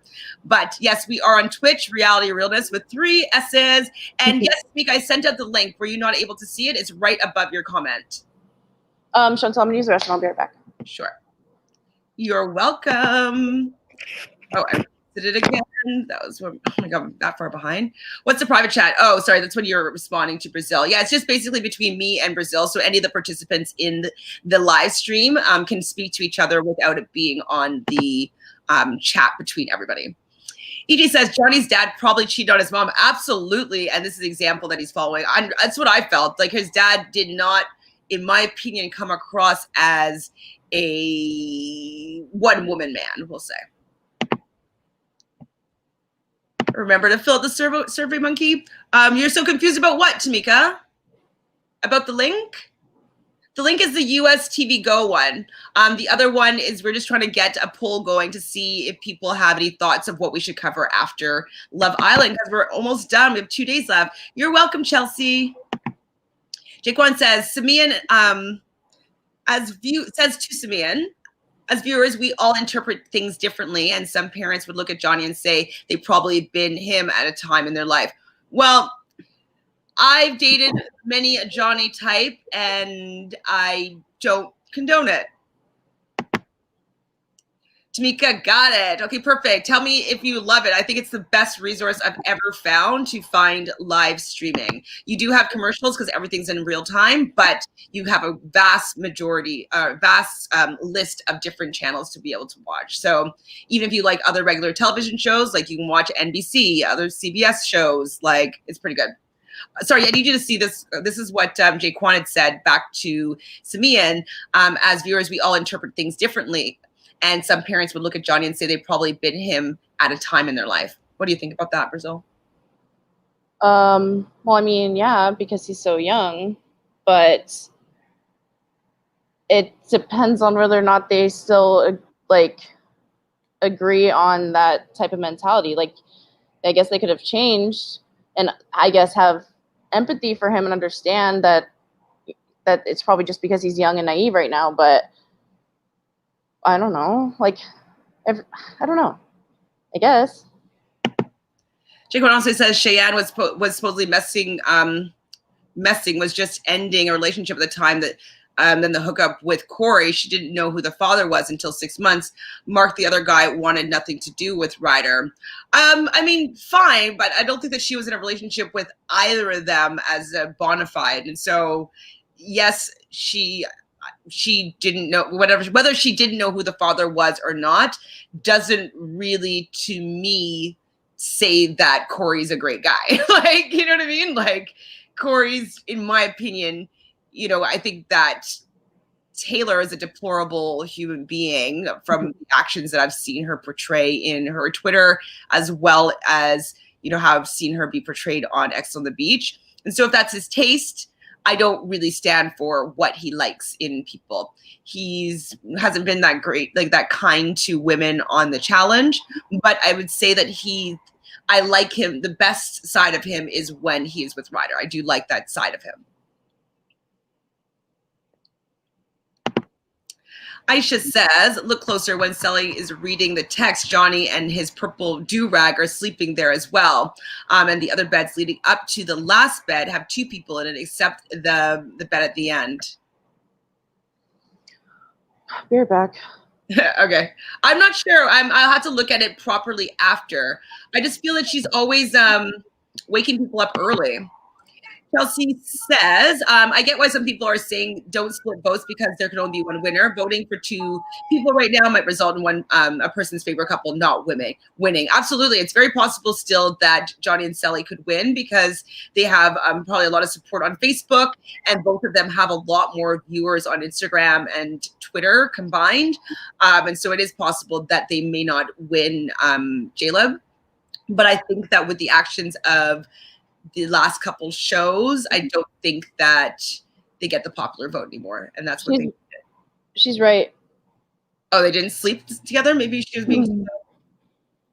Can you see him? But it doesn't look like it's unmade. With the pink at the bottom. He's in that bed. But like, you don't think that she could have just gotten out of that bed and standed up on the next bed to open the blinds? No, I think that's the case, but Justine and Caleb are all the way at the other end. I'm confused. What? So I don't understand. So it's empty bed, like window, empty bed, Johnny, Cely, Carrington, Moira, Justine. Well, what is that proving, though? I just don't understand what the context is for this information. Because we thought that she was still sleeping next to Justine, but she ran down there. I thought that the whole thing was saying that she didn't sleep in the same bed as Johnny. Oh. No, it was that they aren't sleeping next to Caleb and Justine anymore. Oh, I didn't even understand that. Okay. I mean, everybody does a bed shuffle. I don't know. I don't know if that's a thing. I don't know. It's kind of weird, but I don't know. I'll have to look at it, but like, I don't know. Chelsea says, okay, you're right. It's like Johnny doesn't follow anyone. LOL. Okay, maybe I was just reading too much into it. I don't think that they'll last, though. Cely is very forgiving, and Johnny knows that. She is loyal. Jaquan says, I know if there's more space where you can spread out some, I would probably take the chance because there's more beds open. Oh, I see what she's saying.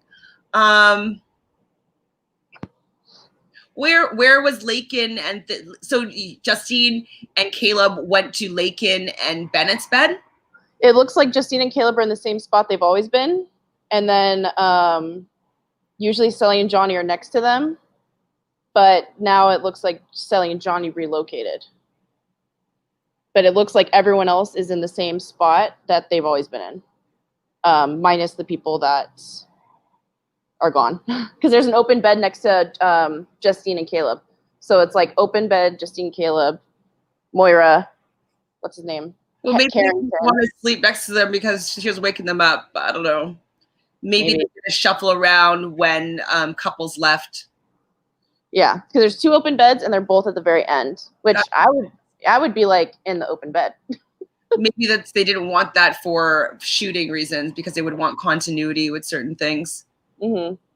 Yeah, they need it all together probably for the camera view. Chelsea says, I even feel like Justine was even trying to hint to her, but Cely was like, I know him. He's like my best friend. I trust him. Exactly. And that she should have taken her cue that she was not ready to see anything different with him right now.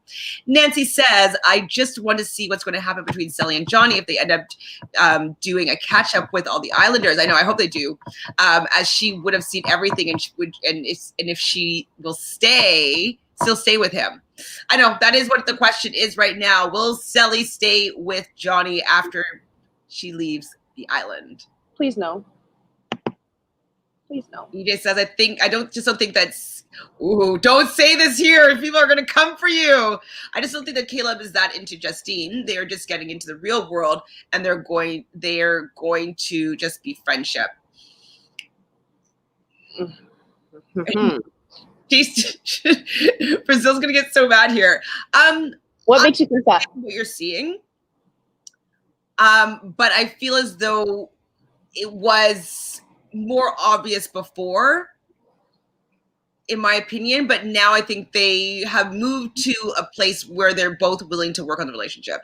Now, I'm not sure, don't come for me, Brazil. I'm not sure if because Caleb knows she's such a good woman, a good person from a good family, and does have a lot of qualities that he would want to have in a wife, if that means that he may be ignoring that they're not fully connected fully, but I think that he's willing to explore it with her. Yeah, I mean, we'll see. I think they're more connected after the hideaways for sure. Yeah, I do. But I still don't know if it's super zingy, you know? Mm-hmm. Chelsea says, me too. I think they're going to do a reunion. I hope they do. Well, they're going to milk another episode out of it, I'm sure. Maybe a week later after the sun. Oh, and maybe that's just like people talking about it. Well, hopefully we get to see actual unseen bits at some point. Please. Which would be interesting to see who is still together or still friends. Yeah, I know. I really want to see that.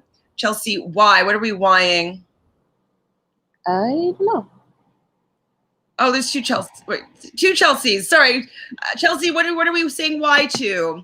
And then Nancy says the Facebook moms now don't want Johnny and Cely to win anymore and are going for Calvin Moira. Ooh. Imagine Calvin and Moira come second. Facebook at it again. I mean, that would just be just desserts, and that would be a very good tell for Cely. Mm-hmm. Jaquan says, Chantele Brazil, if you guys knew a guy was a player but changed, would you still judge him or give him a chance? Does a leopard change his spots? I mean, do I know right away that he's a player, or he would have to prove to me that he wasn't a player. I would not be giving him the benefit of the doubt. He would have to prove that he is not that beforehand. Yeah. Go ahead. I'm saying, like, I would have to not know that he ever was a player, and then just because he was like actually reformed, you know what I mean? But if he was like, I used to be a player, like Trey, like I'd be like, okay. I don't know. I mean, it depends on the situation, but I mean, if I wasn't looking for a committed relationship, I would maybe hang out with them. Yeah. I wouldn't personally. Anybody that says that they're a reformed player just means that they aren't dating anybody right now. I don't think that they've learned something to become faithful and loyal and, you know, all the things that I would want in a relationship. I don't think that they... Well, and what's the point if like you're actually a reformed player? Why do you even need to say that you used to be one? Like, what's the point of even bringing that up? Just don't bring it up, and then you'll never have to defend yourself. She'll figure it out if you still are. Yeah, to say that it's kind of like people say that they're a reformed player just in case like girls start calling you and being like, you're talking to my man or whatnot. Nancy says to EJ, see, I think at the start, I think that Justine was more into him. And as Justine's love language is physical touch, Caleb wasn't. But over time, he grew to liking her more. Yeah, I agree that he's grown to liking her more. I'm not sure if she fully fulfills like the tingly side that I'm looking for in a relationship between them. But I think that they have a solid relationship. I just don't know if it's going to be lasting because I don't know if the full spark that I want is there.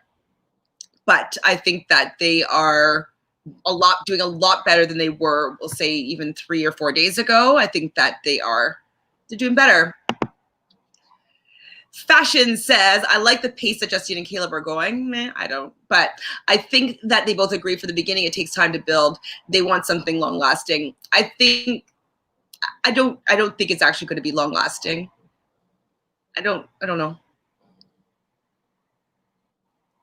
I think that they're doing the right thing because they know that they're both really good people and they want to give them both the chance and the relationship that they both want. But I don't know if they're each the one actually for each other, you know? Mm-hmm. Like, I think that they're going to work on it and I think that they're going to enjoy getting to know each other. But there is a little something missing for me. Yeah, I feel like people either like the slow burn or they don't. Like, I'm always like looking like, ooh, okay, that was a good kiss. I'm like, oh, that one was kind of okay. Like, oh, okay. You know what I mean? I'm always like, it's just very hit and miss when I feel like the connection between them. And so that's why I think it's a little bit put on in a very good way. I don't think that it's in a bad way being put on. Chelsea says, I was just asking EJ, see by he or she thinks that Caleb is not into Justine, but you answered yes. Rosa, what are you saying? No. Okay, just a Caleb stan here coming for me. I'm talking for 3 hours, okay? You want to do some support, Caleb support? I know that you're obsessed with the relationship. Hashtag Team Caleb. I mean, I like them. I do. But there's just the working on it is just there's something that's still not there yet for me. But it's a lot better than it was. It's just getting better and better and better. So I don't see it slowing down. It continues growing that way. I just don't know if how they interact will be like interesting enough in the long term for him because they choose to communicate differently. We shall see. We shall see. Nancy says, I want to see if any of the Islanders end up coupling up with other Islanders who didn't get coupled up during the show. Yes, I do too, because a lot of people were saying like, oh, if I was on this season or season 1's cast, like I would want to meet Caro or I want to meet Yemen. So I would like to see when they have like a big reunion if people start dating. EJ says there is hesitation on of Kayla's part. That's what I feel. I really don't think that they have the same values. Not a little bit different. I think that they have different religious views for sure. If anything, and I hate to say this, but I think yes. I agree with you, EJ. I can see what you mean. I could be completely wrong. We'll see. We shall see. Chelsea says, couldn't it be also due to his personality? Yes, like we talk a lot about him being an Aquarius, and you know, he's putting in effort to make it work for Justine, because he really cares about her deeply as a person and as a friend and as a human being. I think that he really respects and cares about her and does think of her as being a queen.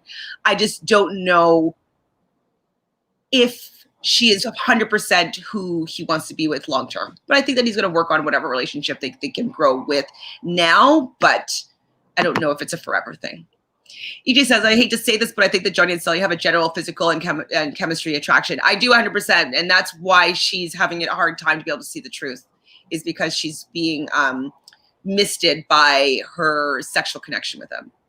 And I know what that's like, and it's really hard to get out of. I was in a situationship for like 22 years. So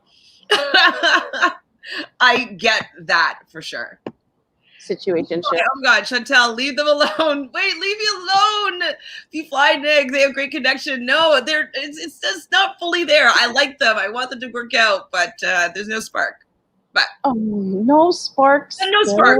Like, there's still a little bit of a film, you know, like it's just, there's something needs to like come down, or there's something that's like, it's tepid, like I don't know, it's just something. I just see something.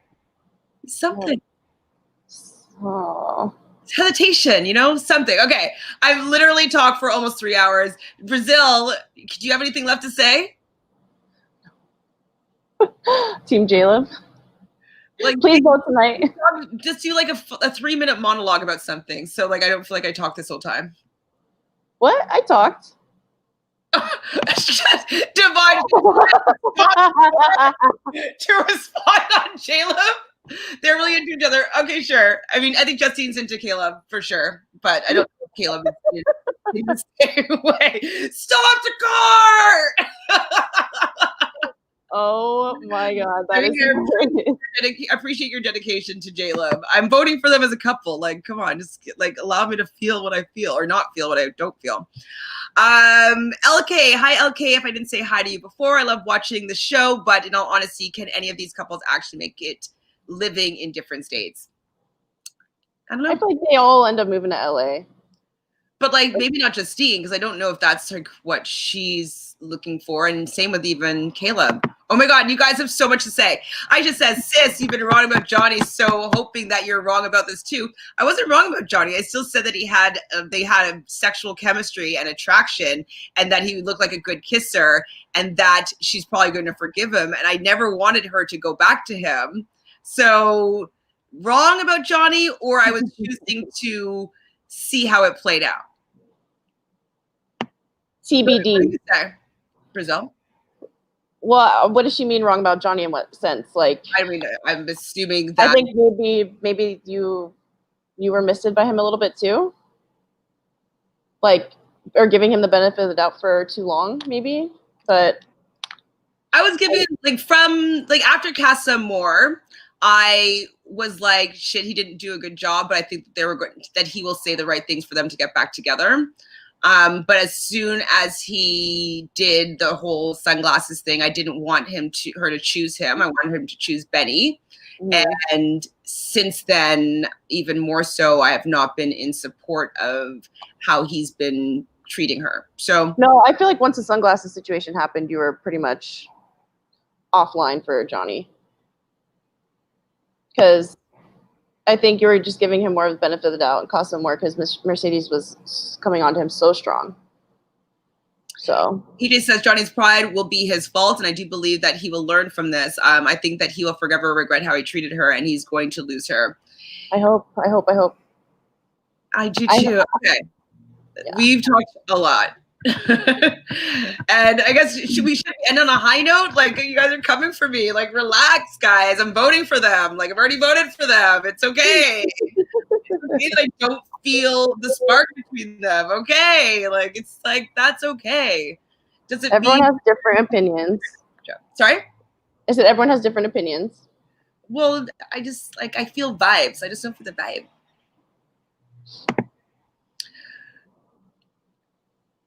Johnny legit looked good as a dad. Yeah, he did. He did. He was really cute as a father. I thought.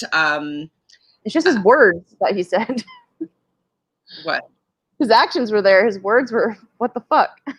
What did he say? About him, like, teaching his son to be a player. Yeah. Or, all that shit. Like, yeah. Yeah, like, his actions, yeah. I mean, he killed it, but the words come out of his mouth. We will be back tomorrow, hopefully at 2 p.m. Eastern time. If you don't mind, please just do us this favor and just go to that poll and just let us know what reality television shows you're interested in, maybe what seasons. There's an option to put other. So if we haven't put it on the little poll, you can write down which shows that you'd like to talk about after this one, because we want to keep this community growing. And I love chatting with you guys, even if you come for me every single time. Maybe next time we will be on the same page about something. As I said before, we're definitely going to be doing The Bachelorette and The Amazing Race, and intermittently we will be doing Big Brother. But yeah, let us know what else, because I do want to do something every day if I can. So let me know what you're thinking about. Oh my God, what else do we got here going on? FYI, voting for Caleb. Yes. Nancy says Johnny is someone who knows what he did was wrong, but could never bring himself to accept that, which I think is why Cely was going to use it. And she feels like if she says anything, she may have to let him go. Yeah, I think at this point she was going to be staying with Johnny no matter what, just to finish the end of the season. And I think that she's been misted by what he's been saying. You know, he's not allowing her to talk about Casa Amor anymore. Her feelings aren't valid about Casa Amor anymore, only how he's feeling about it, because he's already put it in the past. So nobody else is allowed to feel a type of way about this anymore. As long as she likes him, then that's all that matters. Yes, exactly. Where's the poll? Oh, can you post it? Oh, I can post it. Yeah, well, let me post it or comment it. Sorry. Thank you, Nick. Even though you're mad at me right now. Tim says, what's up, peeps? Hi, Tim. We're like totally wrapping down. If you want to go back 3 hours when we started this chat fest. But yeah, we definitely did a lot of talking about the most recent episode of Love Island. We shall be back tomorrow at around 2 p.m. Couple things that are going on is next Saturday, October 3rd, I'm going to be talking with 3 other women from Rob as a Podcast. So myself, Mari Forth, Lita Brillman, and Liana Boris will be speaking on behalf of @Super Majority. Oh, I brought this over here before we started. Thank you. And so basically what we're going to be doing is we're going to have a discussion about women in reality TV and their depictions of women in reality television. Having a discussion for about an hour or so at 5 p.m. next Saturday, October 3rd. And then after, we'll be having a text banking session encouraging women to vote. So absentee voters, with COVID going on, people are going to have to do that vote from home. And so we will be encouraging people to do so, or women to do so, after we have our podcast talking about women in reality TV. So if you go to @supermajority, you can sign up, and then we will give you the details moving forward with like the link, etc., as to how to tune into our forum, our little chat. And so it's a really great panel, very smart women that will be talking about some interesting things, because all of our secondary passions are reality TV, but most of us also have a lot of opinions on how people are depicted and how situations are depicted. So please sign up @Supermajority. That would be awesome.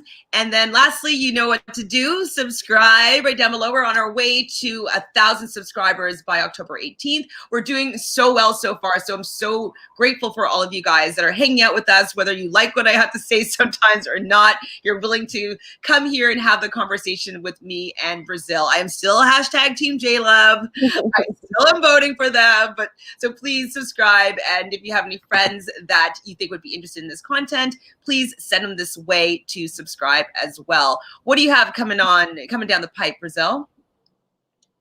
Oh God, Sequester on October 7th. Online at sequesteraccess.com. My friend Nicole and I are playing for Team Northern California. So yeah, you should come watch us try to figure that out.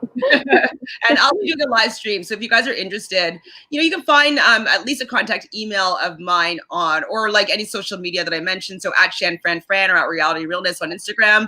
If you want to contact me that way, I will be doing a stream of some sort to be watching Brazil and Nicole play. So if you want to chat and watch their game, I'll be doing that. Chelsea says, great hanging out with you later. Later to you too, Chelsea. It was great chatting with you. Jake Kwan, encore. Great recap. Still Team Johnny Cely. I know. I love that you don't take anything personally, Jaquan. You're super supportive. Like, you've been with us from the beginning, so we love you being here. We love having your side and your perspective. Like, you give us something to talk about, even if we're like, Jaquan, that's not the right thing, or we all have our own perspective, and we've all seen our lives through our own lens, and so we value what you have to say. So I'm glad that you're part of the conversation. Thank you. Good luck in the voting. Peace and blessing. # be great. Thank you, Jaquan. We'll see you tomorrow, most likely. Tim says, okay, so what shows do I cover or we cover? So right now we're just doing Love Island, and I'm doing a rewatch of the Challenge, the Duel season 13. We're on the last episodes of that right now. So we're doing the last 2 episodes and the reunion. So we usually air that on Friday, early afternoon. Is that all I'm doing right now? Big Brother sometimes. Big Brother, like I was doing it before, but I just got really fed up with just like the narrative of Big Brother and what CBS has been talking about and how they've been depicting people. It just hasn't been fun for me to want to go and deep dive into the game. I like the game of Big Brother, and it became draining, always talking about the social structure of the game and what's happening and how people are being treated and those microaggressions. It just came a lot about that, and like, of course, I'm willing to speak about that, but when I just want to watch something for entertainment and want to recap it for game position, like it just becomes less fun for me, like to always being affected like from the heart. Yeah. Want to watch on top of them nominating the same people every. Exactly. It's also boring right now. Mm-hmm. Do pillow talk. I don't know what pillow talk is. Tell me more. So you can talk about me? Okay. Be fly, LOL, a little. What do you when you said that she's a little bit she's a little mad at you. Oh. I still love you. How can I contact you? I have a question about your stream. At ShanFranFran on Instagram will be fine. Realist says, where are you? Wait, are you still on from earlier? Oh my God, I know, Realist, we are. I'm leaving now. It's been 3 hours and 5 minutes. Brazil is like, what did I get myself into? This is for sure the record. Oh my God. And like, oh my God, 3 hours? It's so late. It's like dark outside. Oh my God. 30. Realized says I'm in class, so I had to leave. Okay, I'm done though. We're closing up shop here. It's like less than 2 hours before the show's on. He just says whichever couple wins, either Sally or Johnny, or Caleb or Justine. Is that who's Sally? I'm not sure. I mean, it must be commenting on something else. It's been a win for minorities. Sally or Johnny? What could that even be right now? I'm gonna Google. Johnny. I don't know what show that is, but yes, for minorities, and hopefully that Davon also wins for America's Favorite Player for Big Brother. That would be awesome. Mm-hmm. Nancy says, oh, wait. Oh, we can find it. Okay, so this is where Caleb's podcast is. Thank you so much. I don't know if I can pull it here, though. How can I? The come up table talk? Okay, I'm gonna come back and watch this and then write this down after. We found the hashtag. I think I found the YouTube link. The come up table. Yeah, you did. I found the actual YouTube. Okay, cool. Mm-hmm. Thank you, Nancy. IG message sent. Ooh, okay. Thanks. She says Cely and Johnny. Oh, Sally or Johnny. Oh, maybe she's I googled it, and there was this Sally Gianni obituary, and I was like, oh shit, I don't know. That's funny. She must have used dick to text. Probably, yeah. Funny. Jay Juan says X on the Beach US season 1 recap. Okay. Chantele, I know you would enjoy your favorite couple, Corey and Taylor, on it. I mean, I've watched them all in real time. So Yeah. I didn't like Taylor. I didn't like when she came back the next season as the ex-girlfriend from somebody. Like, I don't like Taylor at all. Didn't you tell me she spit on someone? That was in X on the Beach. Oh, we're talking about X on the Beach. Sorry, I'm thinking of Are You the One? Yeah, I hated that, and I'm team. I forgot her name now. Cheyenne? No. Alicia. I'm team Alicia over Taylor for sure. Anyways, for real, guys, love y'all. Nancy, bye. See you on your next. Love you, Nancy. Thank you for everything. Next live. We'll see you tomorrow. Last words. The famous last words. Hashtag Team Jaleb. Hashtag Team Jaleb. They're forcing me to say it.